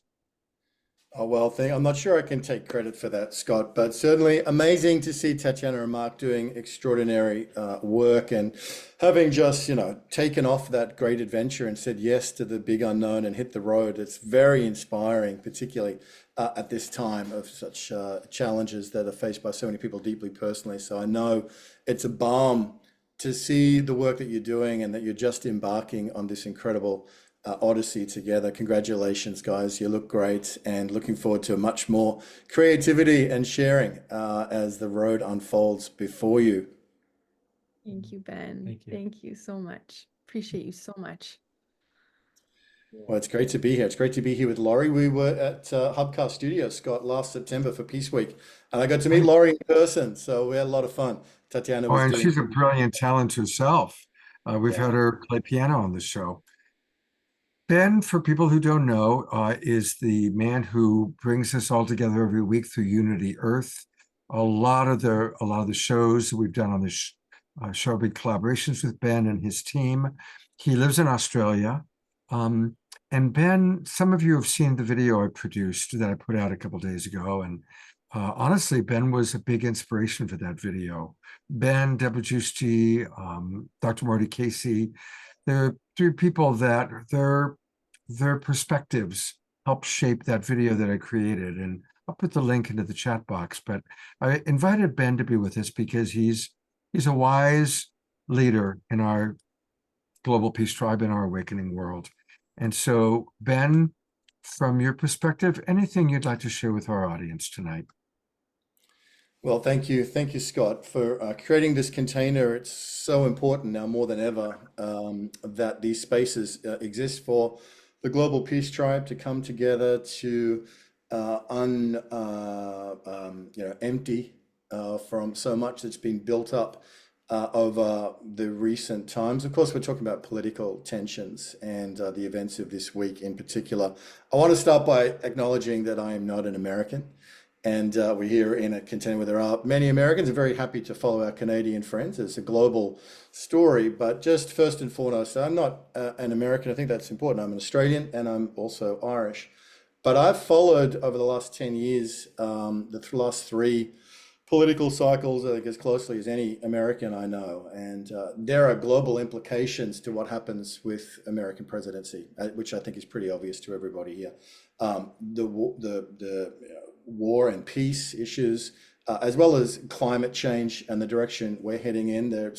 These are issues very dear to our hearts at Unity Earth. So it matters to the world what happens in American politics. So I've followed it very, very closely. And this most recent election, like so many of you, and I realize that there are very strongly held beliefs in so many different directions. But like you, Scott, I've wanted to engage with viewpoints other than my own, and have ridden that wave of deeply disappointed in what happened last week. So I think we had a Unity Earth call this week, and we were listening to all the different perspectives, and that's where Scott's referencing the conversation that came up. I suppose what is present for me is very much a personal challenge, and I think that this has what has sort of arisen for me is there's an opportunity in this next Trump presidency, whether you love him or despise him.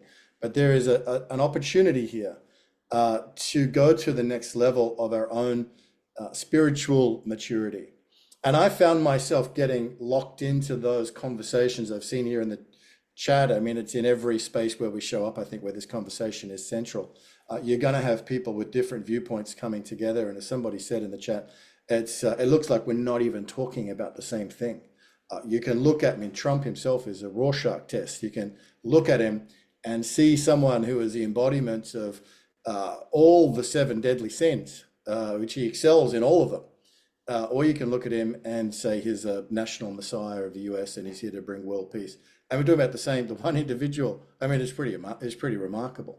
But in terms of what happened last week, I know a lot of people that are deeply concerned, afraid, their family and friends who are transgender, or they're worried about what's going to happen in the Ukraine. They're very deeply concerned about what's going to happen with climate change. And I don't want to take away from any of those fears. I think it's important that we hold space for that. That's a reality. People are are incredibly despairing and alarmed by this recent election, and we want to be compassionate and empathetic in that space.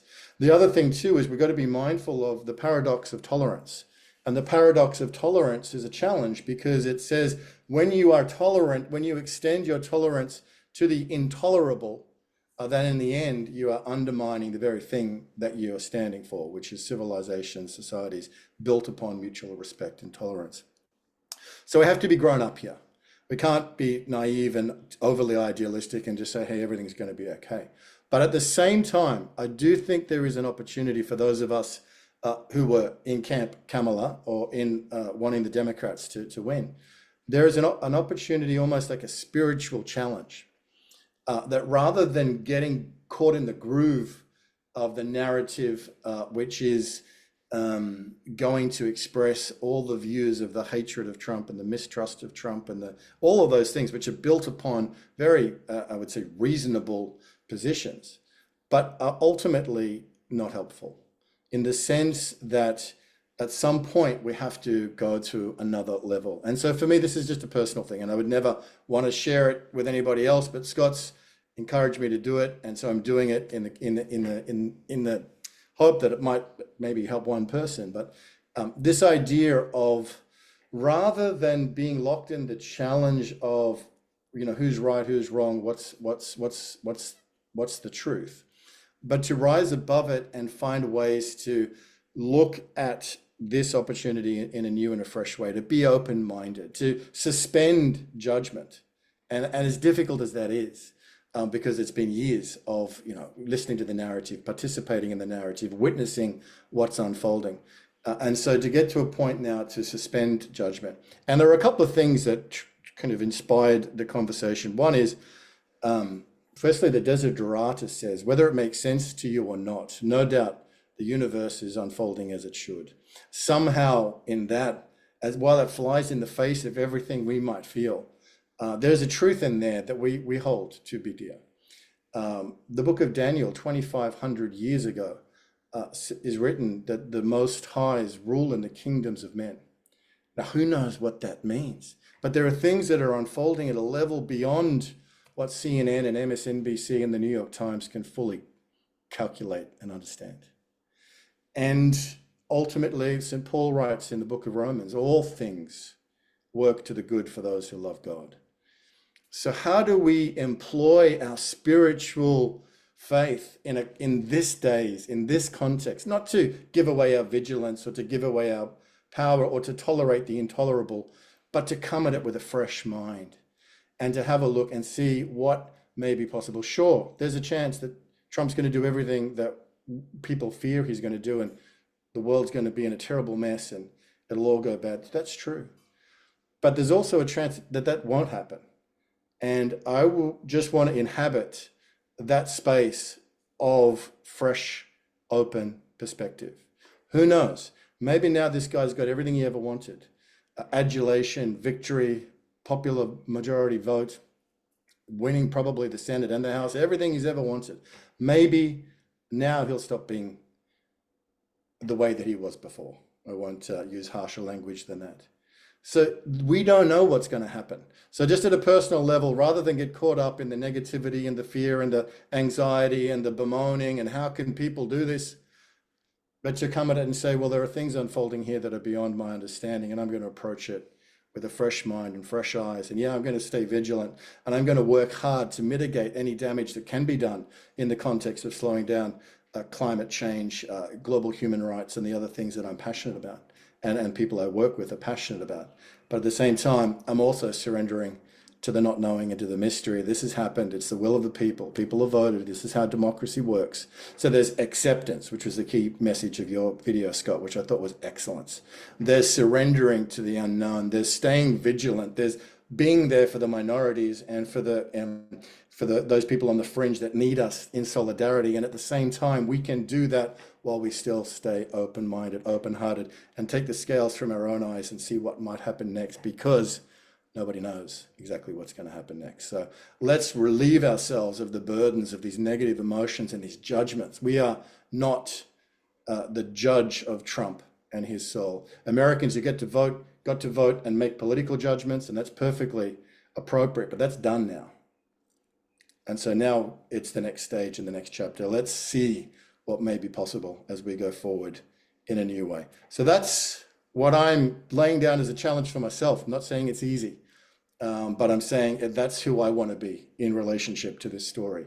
Not somebody who's tied up in the drama and the negativity and the bemoaning and the anxiety, because that's not going to be productive. Thank you, everyone. Thank you, Scott. I'm not sure if you wanted to. Yeah, thank you, Ben. By the way, there's so many comments going on in the chat box, and our co-host Reya Mana is going to share some of them.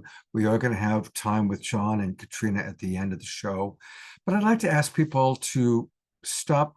Let's not do any more political rhetoric, please. If you want to share what you're feeling, that's fine, but let's cool down now on going back and forth on. Again, let's start practicing what Ben and really most of our presenters tonight have been suggesting. Let's suspend just judgment. And I'm going to read a quote from Katrina in the chat box. She says, "Suspending judgment is so very hard when beliefs are so deeply seated." And remember, our great Albert Einstein said, I'm paraphrasing, "The true measure of intelligence is how quickly we can change our beliefs." And almost every great spiritual teacher, Ben, has taught radical acceptance, practicing radical acceptance of what is without the need to judge it. We don't have to condone it. We don't have to like it. We also don't have to judge it. Practicing radical acceptance. And that's the opportunity that's available to us. I also want to just encourage everybody to check out the wonderful work that Ben and his team do at unity.earth. Unity.earth. It's one of my favorite organizations. I participate in everything that they do. Many of you who are regulars on the Awakening World, of course, know because we collaborate frequently with Ben and will continue to. And Ben, thank you for taking some time. You know, it's precious time with your family on the weekend. So thank you. It's Sunday morning where Ben is. So thank you for taking time to be with us tonight. Thank you, Scott. Thank you for everything you do and the platform and the message. More than ever, the Awakening World and the Global Peace Tribe, as our days have come. Thank you, brother. Absolutely, my pleasure. Well, next, I believe that Swami Steve is going to channel Steve Bhaerman. We go from one wise elder and Ben to another wise elder. Welcome, Steve. Thank you so much. And Ben, thank you so much for offering us a God's eye view. We needed that. And Swami says he would love to come to Australia sometime once he overcomes his fear of walking upside down. So it will happen. It will happen. I also want to acknowledge Katrina for kind of paving the way for the conversation that I'd like to have, because I'm going to set the Wayback Machine to December of 2008. And at that time, Bruce Lipton and I were just finishing up the final touches on writing our book, Spontaneous Evolution. And at the end, we were writing the final chapter, pointing us to the future. And Obama had just been elected. And I just come back from Washington, D.C., and there were literally people dancing in the streets because of that happening. And so Bruce and I wrote in our book that a sign that the evolutionary awareness was at hand was the fact that Obama was elected. And a friend of his, when she read that, she said, "I don't think you're right about that. I don't think that was the right thing to say. First of all, you're bumping it down to a political conversation, and there are people who believe other things." And Bruce and I looked at each other. We couldn't imagine that anywhere there was a Republican who could believe in evolution, right? So, and then of course, in the election of 2016, I was in the space that so many people are feeling here of despair and frustration and anger and so on. But then I started seeing things a little differently. I think what tripped my trigger was during the COVID pandemic, I began to recognize discrepancies between what I knew in my heart was true, what I knew from my experience was true, and what I was being told by the mainstream media. And so I began exploring outside the corral. And in the process of exploring outside the corral, it opened me to ideas that I hadn't been familiar with. And all of a sudden, I started seeing that there was so much in the narratives that are taking place. There is it's a trans state. It's a state where you're being put into through the social media, or as we call it, anti-social media. When it's being done that way, people are only being given information that they agree with. And this kind of intensifies the misunderstandings and the hatreds between people. So I've been observing this particular situation, having friends and people that I love on all sides of this. And as the Swami would say, there are no sides, only angles. When we see it from the right angle, we're on the same side. So all of the great tools that we've been learning today in regards to how to listen to other people, how to listen with an open heart.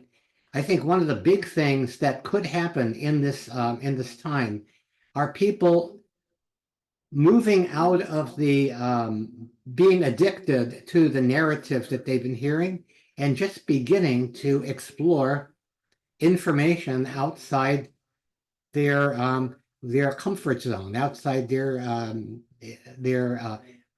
already belief system. And again, I guess Einstein was right about that too. We want to allow our beliefs to expand because, again, it's not about the mind. The beliefs are in the head. The beliefs are all in the head. And that's what keeps us separate. It's the love in our hearts that keep us connected. And it was said very early on in this call that pretty much everybody in this, on this call have fundamental agreements about love, connection, where they want the world to go, and so on.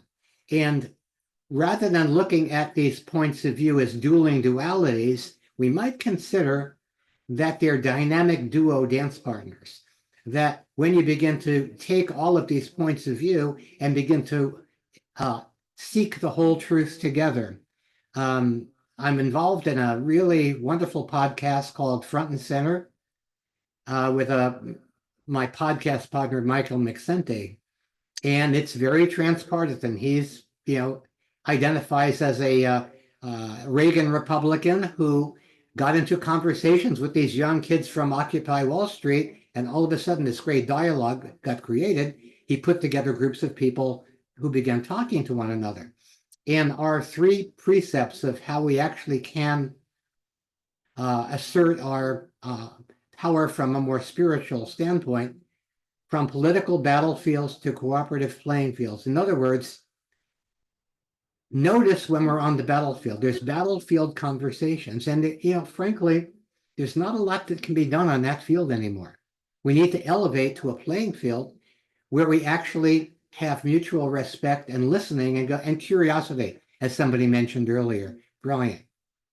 So our first one is from political battlefields to cooperative playing fields. Number 2 is very, very important. Seeking the whole truth together, because we have we're in these parallel universes, literally, and yet there are certain universal truths, some of them spiritual, some of them factual, that we can all agree on. And all of a sudden, if we build a foundation of shared truths, people on all sides can begin to have a conversation about how do we actually move forward that which we all want, rather than being in this battlefield arguing about what we don't want. I read somewhere that this election cost us $16 billion. So my curious question is there a better way that money could have been spent rather than fighting one another? Could we have spent that money seeking the whole truth together?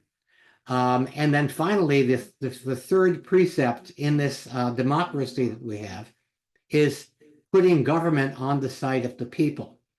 My background is in political science, although I never did get to dissect a politician in poli-sci lab, never got quite that far.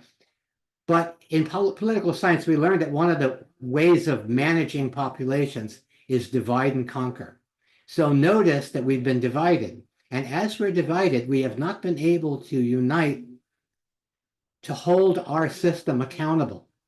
So I'm hoping that during this time when we have somebody like Bobby Kennedy, who is transpartisan, and Tulsi Gabbard, as Katrina mentioned, who actually are part of this coalition that may actually create a board of some peers for Donald Trump, that instead of getting back on the battlefield, that we seek to turn this Make America Healthy Again into something that's bigger than any political party, essentially hijack it, higher jacket is how I like to look at it, and focus on something that unifies everybody, which is clean air, clean water, clean food, and clean government. So again, thank you, Scott and Reya, for putting this together tonight. Thank you very much, Steve. I appreciate your wisdom and the beautiful ways you communicate. And again, just to remind people that you can get much more of Steve by going to his website, which is wakeuplaughing.com.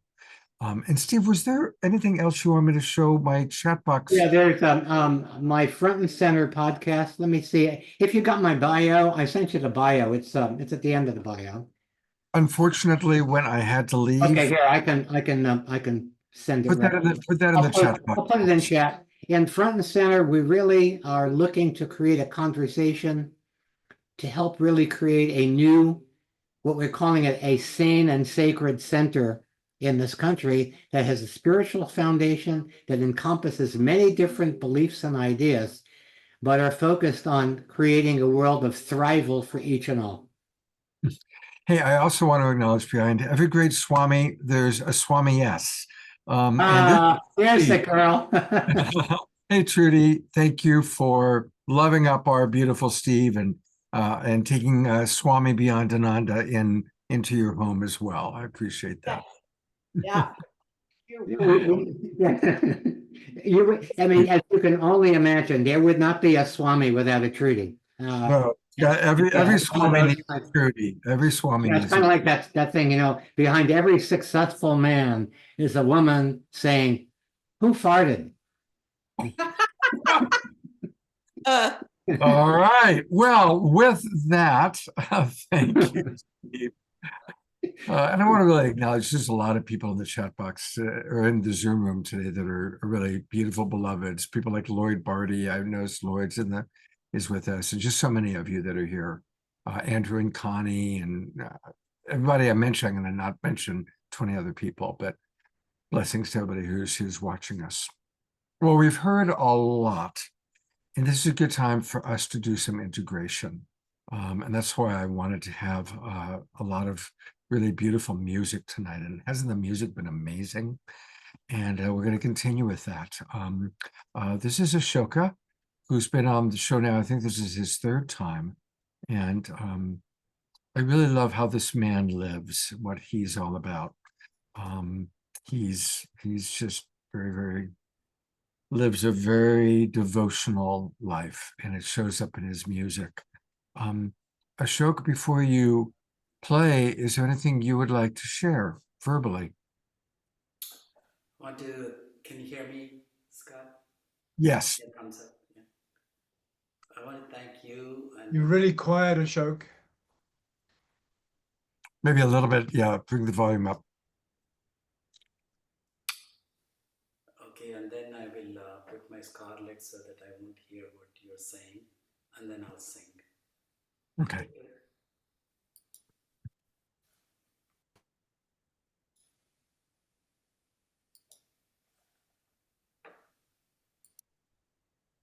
Can you hear me now? Perfect. Oh, perfect. Yeah, that's great.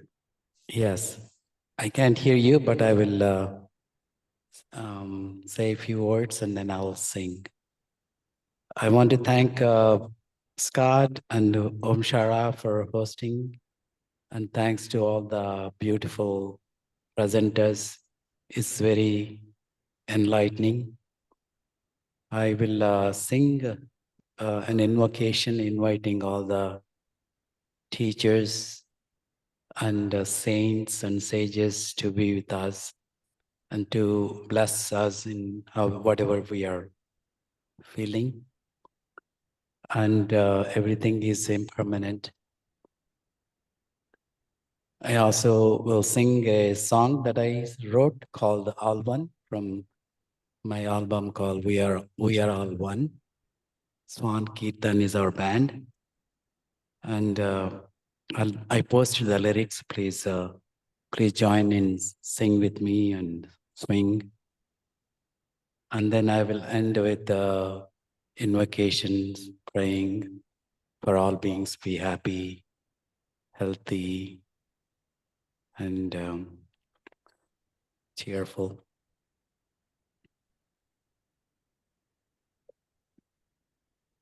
Guru Brahma, Guru Vishnu, Guru Devo Maheshwara,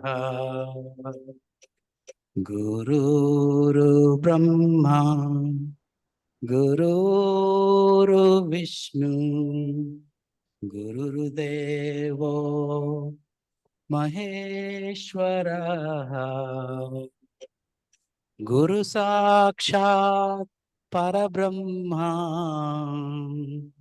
Tasmai Shri Gurave Namaha, Tasmai Shri Gurave Namaha, Tasmai Shri Gurave Namaha. Ashok. Anamulam Gurmurti, Pujamulam Gurupadam, Mantramulam Guruvakyam, Mokshamulam Gurukrupa, Mokshamulam Gurukrupa.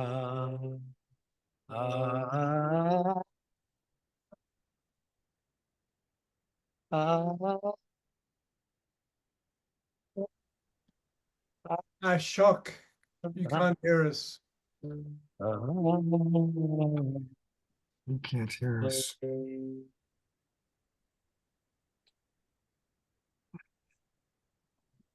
Ashok. The original sound.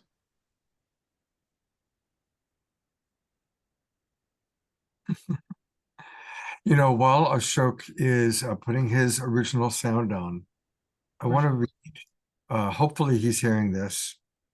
He can't hear us when he switches systems. So turn your original sound on, mate.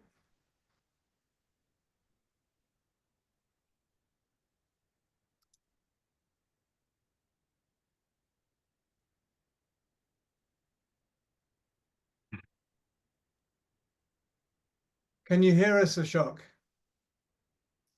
You cannot.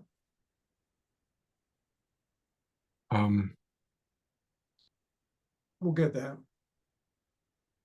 You know what I'm going to do? I'm going to go to Reya Mana next, and we'll come back to Ashok. I'm sure maybe you can chat box him or even give him a call. And we'll come back. And listen, it's amazing that we do these shows, and people are all over the world, Australia, and we still come together.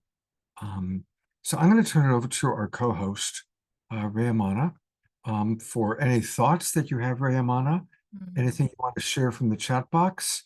And also, she is a beautiful songstress who's going to bless us with a song. And we'll go back to Ashok a little bit after that. Thank you, Scott. Just want to thank everyone for being present. And, so many people have come on tonight and stayed on the whole time. And thank you for everyone sharing your different viewpoints and beliefs. And, it feels like we're kind of in an evolution of process, even from the beginning of the show until now.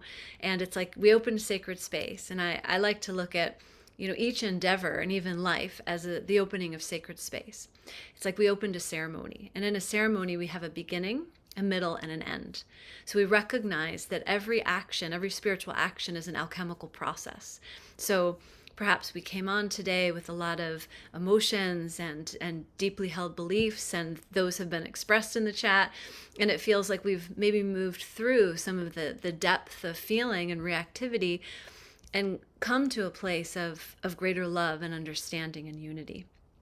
And, it's looking at some of the reactions when Tatiana did her sharing, it seemed like it kind of brought us back to this recognition of beauty and love. And one of the things that she had said in her presentation is the path of the mystic is always a return to love. And when Swami Steve shared, one thing that he spoke about is the difference between what intuition is telling us and what we're being told. And I think right now what we're being invited into is a greater relationship with our own inner guidance system, that we're taking back our power from the places where we've plugged into an external source. And, while we're disconnecting from places that have either held us in safety or been a soothing balm, sometimes there's a bit of anger in the process. Once we start to see the injustices that have been perpetrated, once we start to have our awakening, there's a level of anger. And the anger is at seeing what's actually been perpetrated behind the scenes. And it's so important when we hit those moments of anger that we don't stop there. On the spiritual journey, as we're walking up the mountain, sometimes we get to a plateau and we say, oh, I figured it out. I get it. I know it. Hey, you guys, you have to know this too. This is the way. Here it is. Do just what I did and you'll get here too. But then when you take the next step, you realize, oh my God, that was only a step on the path. I mean, to anyone who has kids, before I had kids, I was so sure what parents needed to do for their children. And I remember I had my first baby, my husband and I get home and we're looking at this sleeping baby and we're like, oh my God, I'm so sorry to all the parents I judged. And, this is the humility of the spiritual path, is to recognize, there's moments where we get a greater perspective and we know things and we want to share because we have love, we have a desire for connection, and to come back to our own humility, to our own fallibility, and to find that way where our inner guidance system can speak more strongly. And, looking at some of the comments, beautiful travels, Tatiana and Mark, so inspiring to feel the love. And, people looking at the bright side of the possible new administration, the openness. I mean, Ben's presentation on, just kind of seeing what's next, practicing tolerance, coming into deeper acceptance, and suspending judgment. And Katrina writes, yes, suspending judgment is so very hard when beliefs are so deeply seated. And the indigo children will change our government in the future. And in so many wise and helpful words, Ben. And then thinking about the possibility that each of us creates our own reality. And if you believe everyone is untrustworthy, you'll create that world. Look for what is good and loving in the world so that you find an experience from the world from that position. And to remember that we are creators of our reality. We have the potential to come together in this unified field in alignment with nature, in alignment with earth, in alignment with the cosmos, and be a beacon of hope. And as opposed to just a regurgitator of the stories we've heard. So maybe we disconnect a little bit from external sources and come back to our connection with our heart, our connection with the planet. I mean, go for a walk in nature on a regular basis and feel the harmony and that nature brings to our nervous system. All the tools we have for self-love and self-care. Also comments about the breaking down of the system in order for a new system to emerge, and just really honoring still those who are suffering. And someone writes in the chat, I'm a practicing Buddhist and I'm suffering intensely because I can't get to acceptance. So holding the space of so much compassion and recognizing that we're on this journey together. There's this one quote from Psalms that I really love, and the quote is, it's from Psalm 133, and it's, how good and pleasant it is when God's people live together in unity. Now, one reason that I love that so much is we often think, we have to go far and we have to get there and there's something to attain. And I'm going to tell you how it is, or I'm going to drag you along with me, or I'm going to disagree with you. But what this scripture is pointing to is actually that we just need to come together in unity. It's not about anybody being right. It's about us going together. And it's said that when we pray together with one heart, we're heard by the great mother of the universe. And that actually what we're calling for at this time is for God's Spirit to pour over the land, to renew our experience of life. And the solutions are not found in a future trajectory charted by our past choices. I truly believe, and I've seen it in many prophecies, that what is coming is a vibrational shift that takes us into a different experience of reality. Because memory is contained in vibration. And when we're living at one vibrational bandwidth, our perception is limited to that vibrational state. So as we shift our vibration, we also expand our awareness of what's possible. New solutions emerge. And again, we come back to love. There's been so much activity in the chat. We could read that for another 30 minutes, and just so deeply appreciating everyone's energy here today. When we come together, we have the potential of joining in a unified field. Actually, we're always in a unified field. I had an event last month with the Emoto Foundation, and Dr. Emoto's assistant, who carried on his work after his passing, Mishiko Hayashi, she was speaking to water as a reflection of consciousness. So when we look at the pollution of water, we're actually just seeing where we're at in our mental space. When we come into an experience like this, all these different aspects, all of the different comments in the chat, all the feelings and the emotions, we're all just expressing a different aspect of the collective consciousness. So instead of warring against each other, may we take the invitation to find those threads of unity, to come back to love, to come back to the unified field, because when we're divided, we fall. When we're united, we rise. So when we come together in a unified field, we have the power to direct that unified field toward blessing, peace, creation of goodness, an introjection of positive energy into the future. And every person who comes into a unified field amplifies the effect of that field exponentially. So if we take the bait of getting divided, we lose our strength. And so with that, I'll share just a brief version of this song, and it's a mantra, Loka Samasta Sukhino Bhavantu, and it really means may all beings be happy and free. And it occurred to me a few years back, after doing an hour of chanting the 1,108 names of the Divine Mother, that every avatar or enlightened being who's come to this earth, when you finally realize anything, you realize that you just want everyone to be liberated from their own suffering. So I am going to fix my settings and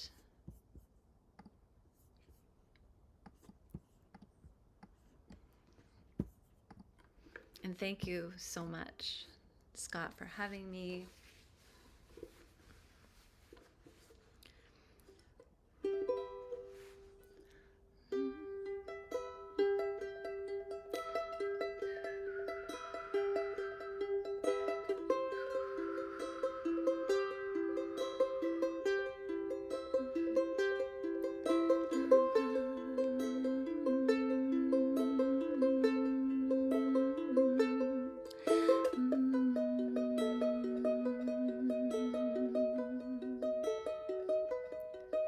Loka samasta sukhino bhavantu. Loka samasta sukhino bhavantu. Loka samasta sukhino bhavantu. Loka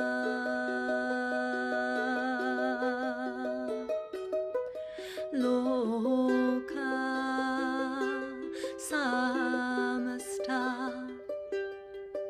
sukhino bhavantu. Loka samasta sukhino sukhino bhavantu.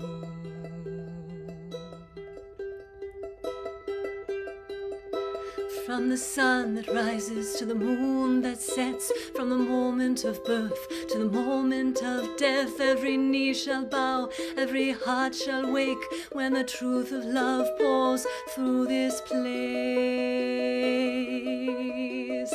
From the heart of the earth to the heart of the sun, the four corners of space in 7 directions, my heart is on fire with the beauty of it all, calling all people, it's time to love more, because all is love.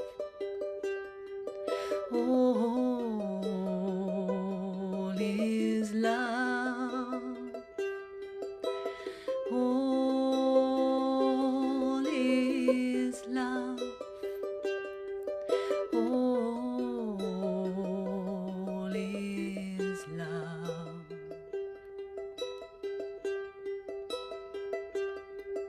Loka samasta sukhino bhavantu. Loka samasta sukhino bhavantu. Loka samasta sukhino bhavantu. Loka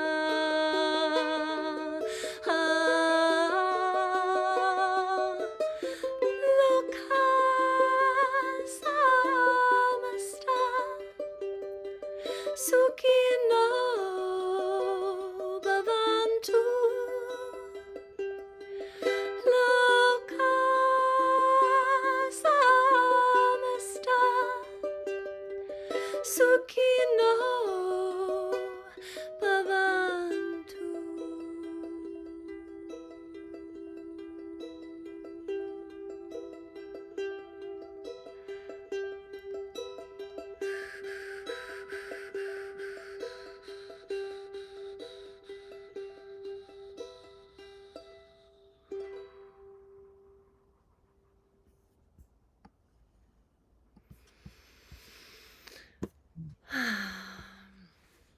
Gallery of you and sending so much love and appreciation Thank to you. Anna. And Thank I you so much. thank you so much, Scott. Thank you for the work that you do, for your dedication to bringing everyone together and encouraging spaces of greater understanding and love, and for holding this vision for so long, and for the work that you've done with children and that you're doing with our young leaders. Just, thank you so much for the connections you've made and for using them for good. And I would just love to share a free event that I'm having, which is Songs for the Light. It will be on the winter solstice, and we'll be singing to invoke the light within. At the time of the greatest darkness, we have a capacity to touch that inner light in a deeper, more powerful way. So we'll be singing songs. I have a singing school called the Songkeeper School. I teach sacred singing, earth honoring, and ritual. And so we sing to the water, we sing to the earth, we sing to the land. And so I'll put that in the chat. It's a free event. And can we find it on your website? Because I definitely wanted to go through the website a little bit. In the events/classes on that top bar there. Okay, well, first off, just want to make sure everybody knows how to find it. Her website is her name, Reya, R-E-Y-A, Mana. There's 2 N's in there. So it's REYAMANNA.com. And there's lots of wonderful things. She does private lessons. She's got her Songkeeper School. So definitely learn all about that. And then where will we find events? So yeah, there you go. You just scrolled over it. Oh, here it is. Yep, there it is. And so this is our current session. And if you scroll down the page, you'll find the Songs for the Light, which is December 21st. And then if you keep scrolling, you'll find the next session of the Songkeeper School, which starts in February, where I teach sacred singing, earth honoring. We learn how to sing to the water, sing for ancestral healing. Boy, this is going to be a very powerful event. You're doing 10:30 till 12:30. I'll be there. A lot of people are saying that this winter solstice is going to be an especially important time astrologically, powerfully, So I'll certainly be there. I love listening to this woman's music. It's just so from the heart and so pure. It's like taking a bath in the purest water, listening to your music. So, and tell people about the Songkeeper School. So it's a 6-month program where we go on a deep dive into learning how to build relationship with the unseen world. You know, we have been socialized in Western culture that singing is for performance, and it absolutely is not. Singing is a natural part of life, and to make long intoned sounds is actually really healing for the brain, for the nervous system. So we learn how to build relationship with the unseen world through using our voice. We learn songs to sing for the water, for the fire, for the air, for the earth element. We do songs for ancestral healing. We learn how to create a song ceremony and how to get back in our voice and to get rid of that self-consciousness and recognize that we can use our voice to be a conduit for divine love to reach the world and to reach the hearts of others. So, you know, and we have a beautiful community that's very supportive, very loving, and it's such a tool for alchemy and for up vibration. In these times, we need support and we need tools to know how to move some of this heavy, dense energy so we can get to the higher perspectives. Reya, thank you so much. I'm so grateful that you've been my co-host tonight and all that you bring. God bless you. God, thank you. All right. Well, I've got a couple of announcements, and then we're going to go back to Ashoka. I want to, first of all, we didn't get a chance to take a look at Steve Bhaerman's other website. So I wanted to just bring it up quickly. It is frontandcenter.locals.com. Frontandcenter.locals.com. Become a member. There's a lot of really important things that he's doing there. I also want to let everybody know that we've got an incredible event that I've been working on with Deborah Giusti, Michelle Anderson, Adrienne Valera, and Anna Stara. The 5 of us have been working on this for 3 months, knowing that it was going to be a contentious election, certainly not knowing how it was going to turn out, but knowing that we wanted to really create unity. So of course, there's tonight's show, but to carry on this spirit of unity, please join us on Monday. Monday is Veterans Day, it's a holiday, and we have an extraordinary show planned. Unity Now. It's such a big show that there's 5 of us who will be hosting. And Marianne Williamson will be with us live. Daryl Anka will be with us live. Elizabeth April, all the people you're seeing there will be with us live. Larisa Stow will be coming back. We, of course, enjoyed her tonight. And it's going to start at 4 o'clock in the afternoon. And it's going to go for quite a while. All the people you're seeing there, that's going to take us till about 7:30. And then we're going to have an after party. And the after party is going to be an opportunity to open it up to all of the people who are coming. Definitely register now. It's free. Just go to disclosurefest.org, disclosurefest.org, register. And it would be a good idea to come in at the beginning because we already have over 2,000 people who have registered. We're going to probably get 3,000 or 4,000 people registering. And my Zoom room only holds 1,000. So, of course, if you can't get into the Zoom room, if it's full, you can catch it on globalpeacetribe.com, the Global Peace Tribe YouTube channel, Love Coach Academy on Facebook, all of the regular places. And I know a lot of you watch us on the different channels. The Sign Network is going to put it out do a sine wave. But it's going to be a powerful, powerful, powerful program. And again, just continuing this call that we're hearing from everybody today, from Reya Mana, from Ben Bowler, from Steve, from Swami. We're all really in our own unique way saying the same thing. It's time to unite now, to connect community, to harmonize our hearts, and to inspire peace. We're going to go back to Ashoka, and to do that, I want to share what he has posted on his website. And his website, which I'm going to go to right now, and then we're going to go to him, but I want to go to the website first as a way of introducing him. His website is swankirtan.com. Swan, like the beautiful bird, kirtan.com.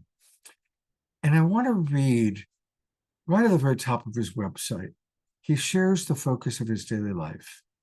And as I share these simple truths of a way to live, I invite us all to celebrate. Those of you that do this every day, celebrate that.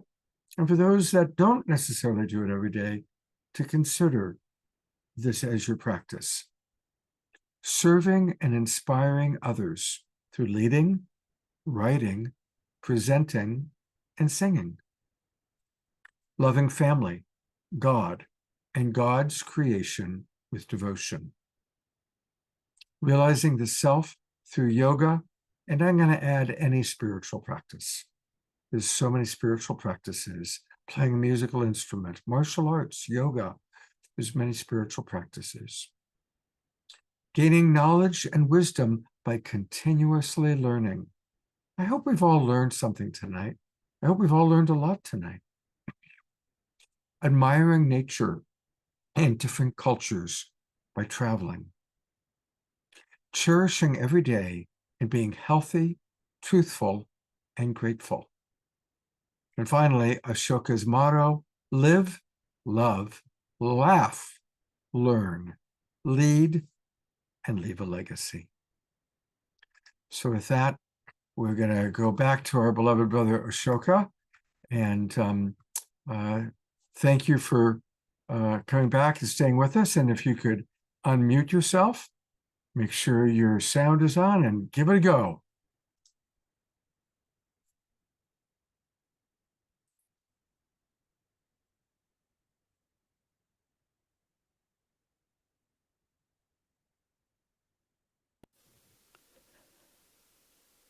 Omashar, can you hear me? Yes, we can. Can somebody give me a thumbs up? Yes, thank you. So the chant that I'm going to sing is called All One. Master Sri Ramakrishna said, paths are many, God is one. Similarly, we have names are many, God is one. But we have many paths. However, universal needs are love and to matter. So in the current situation, many great speakers, presenters here have shared their wisdom. So let us root for love and to make a difference. I posted the lyrics in the chat. Please sing along. This is music from my CD. Please sing with the responders.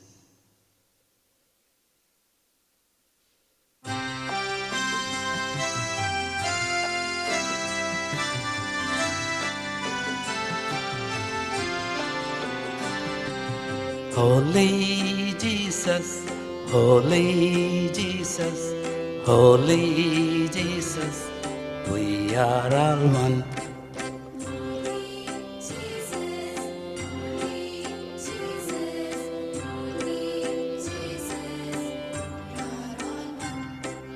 Holy Jesus, Holy Jesus, Holy Jesus, we are all one.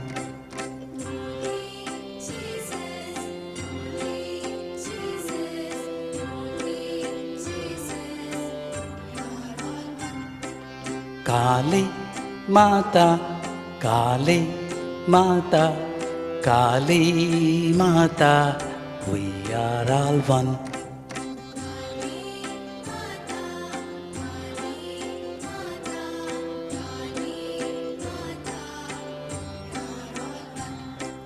Kali Mata, Kali Mata, Kali Mata, we are all one.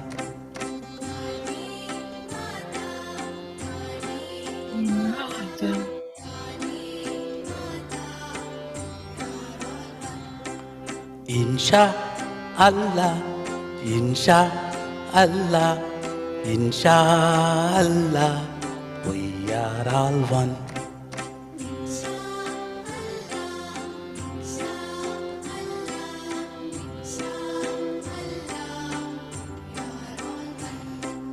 Inshallah, Inshallah, Inshallah, we are all one.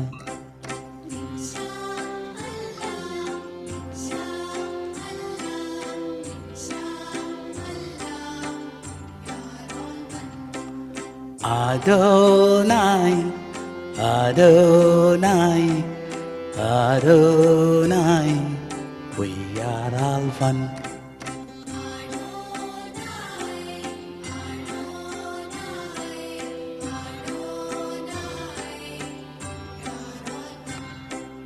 Adonai, Adonai, Adonai, we are all one.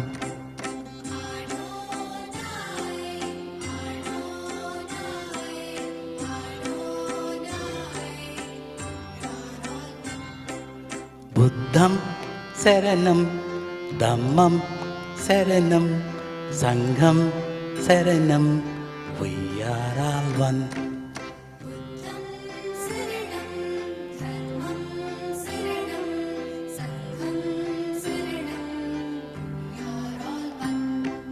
Buddham Saranam, Dhammam Saranam, Sangham Saranam, we are all one.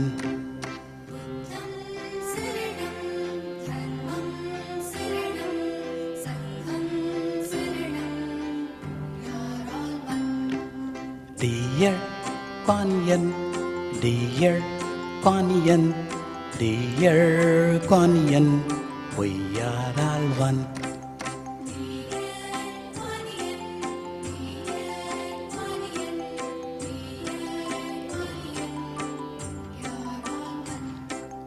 Dear Kuan Yin, dear Kuan Yin, dear Kuan Yin, we are all one.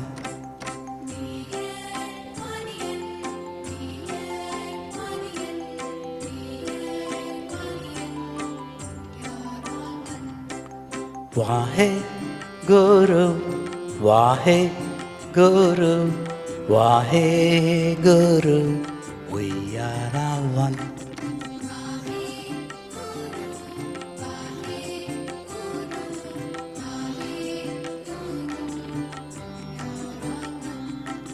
Wahe Guru, Wahe Guru, Wahe Guru, we are all one.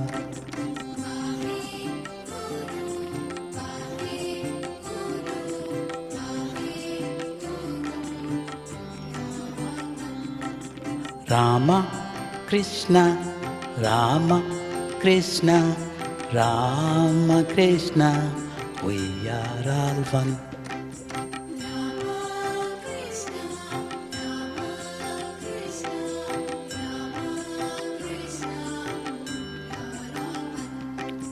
Rama Krishna, Rama Krishna, Rama Krishna, we are all one.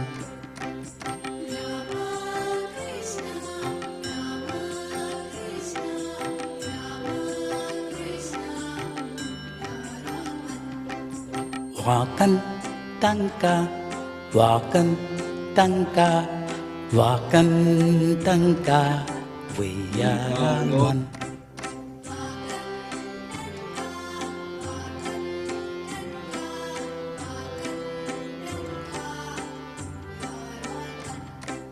Wakan Tanka, Wakan Tanka, Wakan Tanka, we are all one.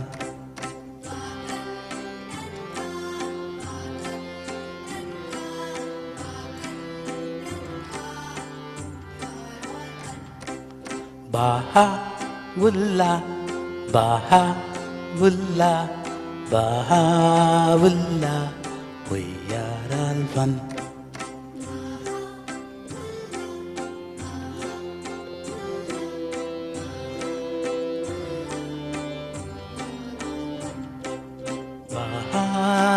Baha'u'llah, Baha'u'llah, Baha'u'llah, we are all one.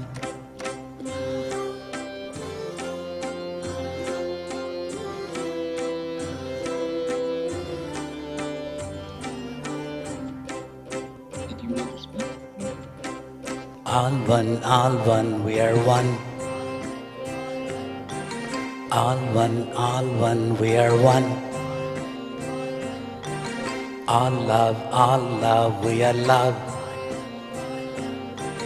All love, we are love. I am that.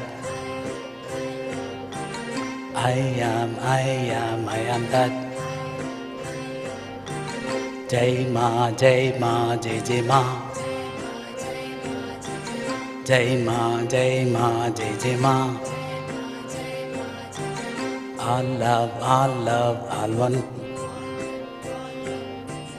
All one, we are one. All love, we are love. All love, we are love. I am that.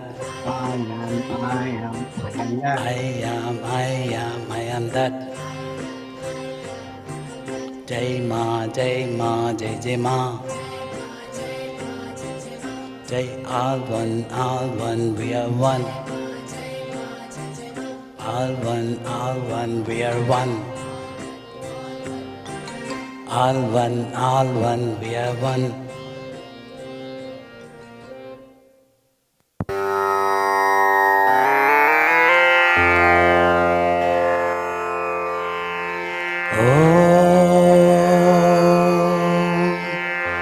Omkaram Bindu Samyuttam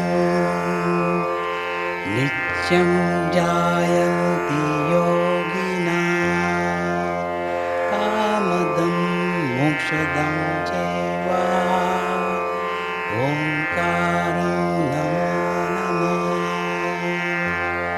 Om Sarvamangala Mangalye Shive Sarvada Sadike Sharanye Trayambake Devi Narayani Namostate Asato Ma Satgamaya Tamaso Ma Jyotirgamaya Mrityurma Mritangamaya Loka Samasta Sukhino Bhavantu Om Shanti Shanti Shanti Hari Om Tat Sat.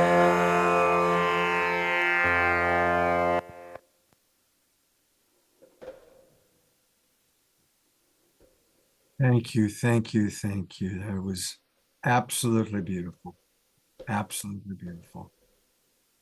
I'm going to go to gallery view. Let's all give Ashok some beautiful twinkles. So it's just beautiful. I'm going to read a couple of the comments that came in. Susan writes, what a very nice way to wrap up a contentious week. Ellie writes, this feels really good. Yummy. Thank you. And it's true. This music was just so sweet, so pure, so beautiful. Thank you. Well, we've gone pretty far over our agenda. I am going to, because I promised that, I'm going to bring Katrina and John back up. I think it's feeling like pretty complete to me. But if anybody has just an absolute burning share that's inspirational, no more political rhetoric, please.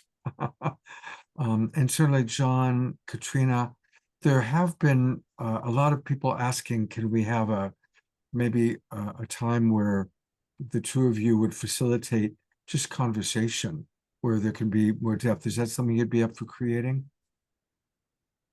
Yeah, for sure. All right, so we'll make that happen. I'll put together. I'll find out dates that you both would be available, and then I'll send out an email to our subscriber list, and we'll make that happen. Are there anything either of you would like to share before we conclude? Katrina, you want to say anything? Or me too? I've been really touched by this event, by the speakers, the musicians, the love that I'm seeing in the comments as well. It feels heartening and healing, especially given the hyperpolarization that we're experiencing in our country, to be able to come together and remember the love that connects us, remember our shared values, and to have this moment of inspiration and wisdom to drop in together in that way. I feel really grateful for the work that John Kinyon's been doing wholeheartedly on a weekly basis for these last 4 years. Beyond being here with the Global Peace Tribe, I would definitely encourage people to come to the regular sessions that he offers. And there are other organizations as well. Braver Angels has many, many videos online. They have online trainings as well. I highly recommend that. And if you go to their website, to the podcast, you'll also see a list of other organizations that are really working to help bridge the world between these two realities.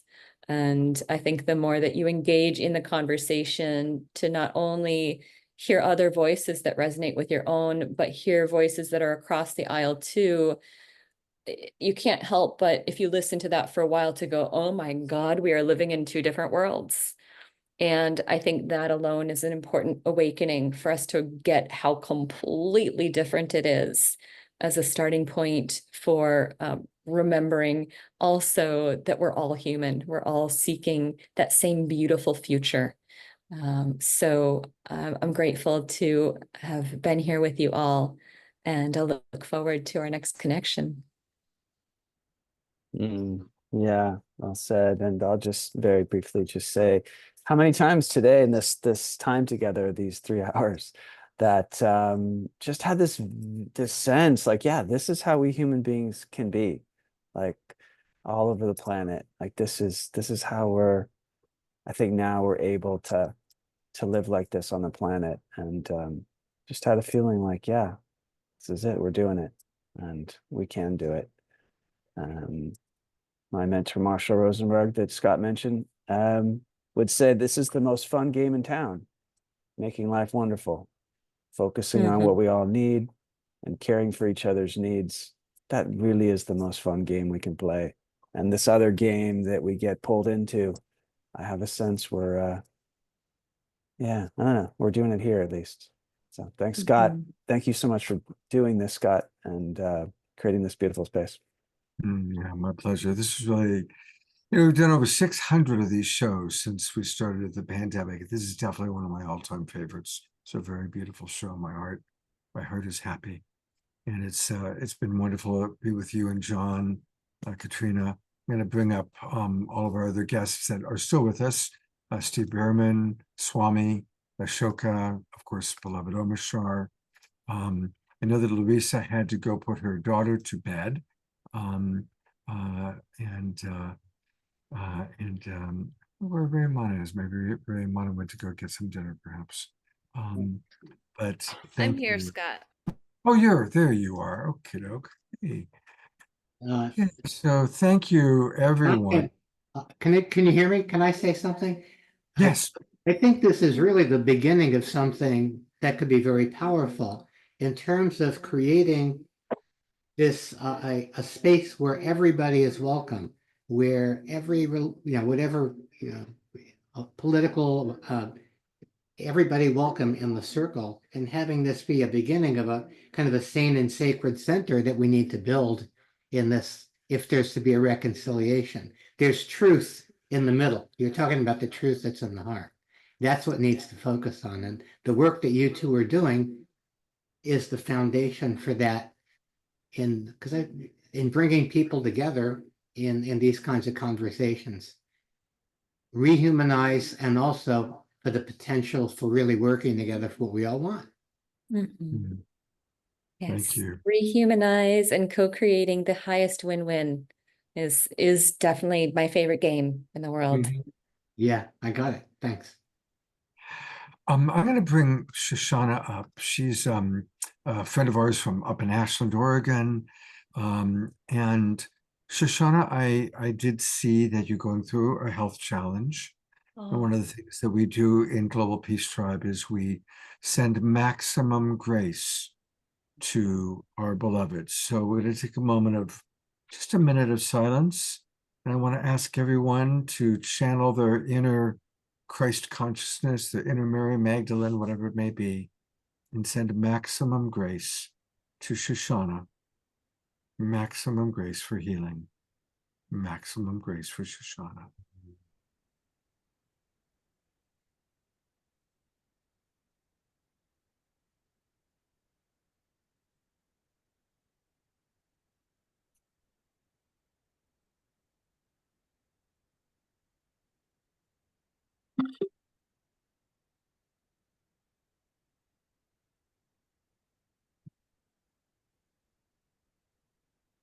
Maximum grace for Shoshana.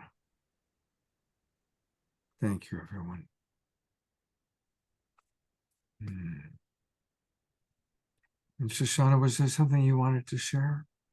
Well, I kind of put the tapestry of the different, it was a comment, but it got in all these parts and it got divided. I was reflecting on the texture of the situation that seems to be dichotomous. And I was just noticing, just in my own weavings, that some of it is like, I think people are getting into their limbic nervous system, but I think this time is calling us to step into our multiverse self. I'm writing a book called The Synchronicity Zone. So it's really calling forth that place where we're in our like homo telepathicus rather than human being, and just feeling with deep compassion if people are in their limbic nervous system, because I really am uncovering that that's part of this whole interesting mystery. And I think it's just a wonderful, because the calling when I'm in my multiverse is everything is this tapestry of gorgeous sound and song. And it's all of us bringing forth our soul song in the synchronicity zone of opening our heart so we can dream a new beautiful dream with the earth and hear her song and bring all of our expressions into resonance with that really naturally. And that's what this call has been so beautiful. Reya, Scott, everybody, just your beautiful gifts, your beautiful peace, your beautiful light. So I'm so grateful and thank you. Thank you. God's blessings. Sorry, that was a little bit of a long message that got broken up. Totally okay. Totally beautiful. Thank you. You're very, very welcome. I'm just bringing up all of our people here again one last time. All right. Thank you. We are going to conclude like we almost always do with a closing song from our beloved brother, Omashar.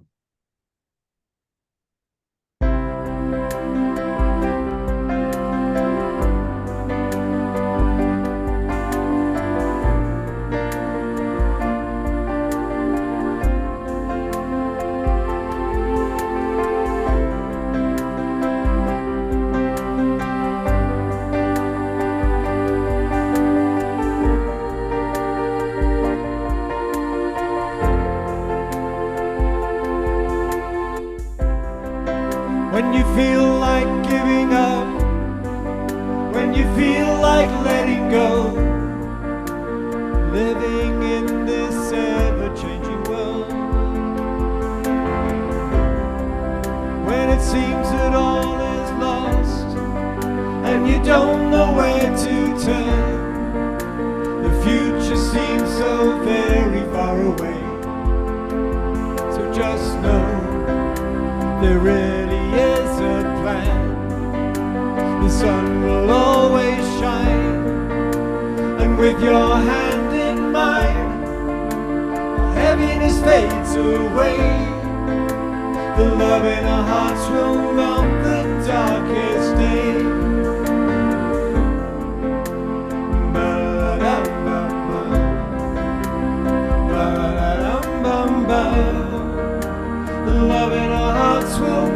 the darkest day. So when it seems that you're alone and the fears knock at your door, remember I am just a breath away. You are my brightest star, you've just forgotten who you are. Remember there is nothing in the way, and just know there really is a plan. The sun will always shine, and with your hand in mine, all heaviness fades away. The love in our hearts will melt the darkest day.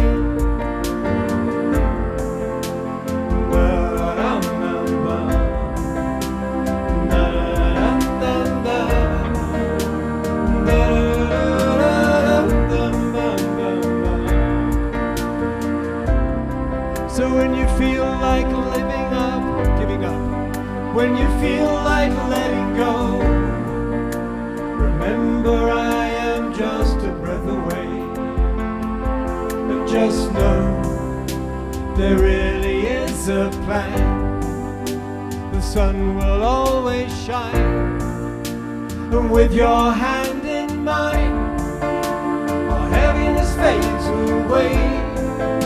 The love in our hearts will melt the darkest day. The love in our hearts will melt the darkest day.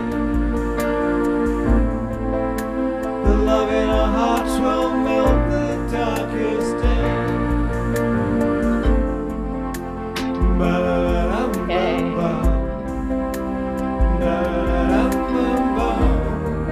The love in our hearts will melt the darkest day.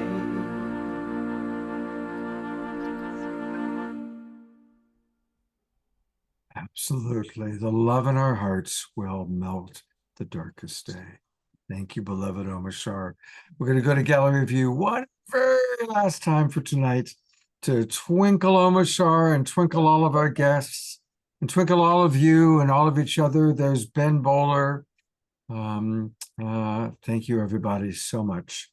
And I hope to see you all on Monday. It's going to be an incredible program.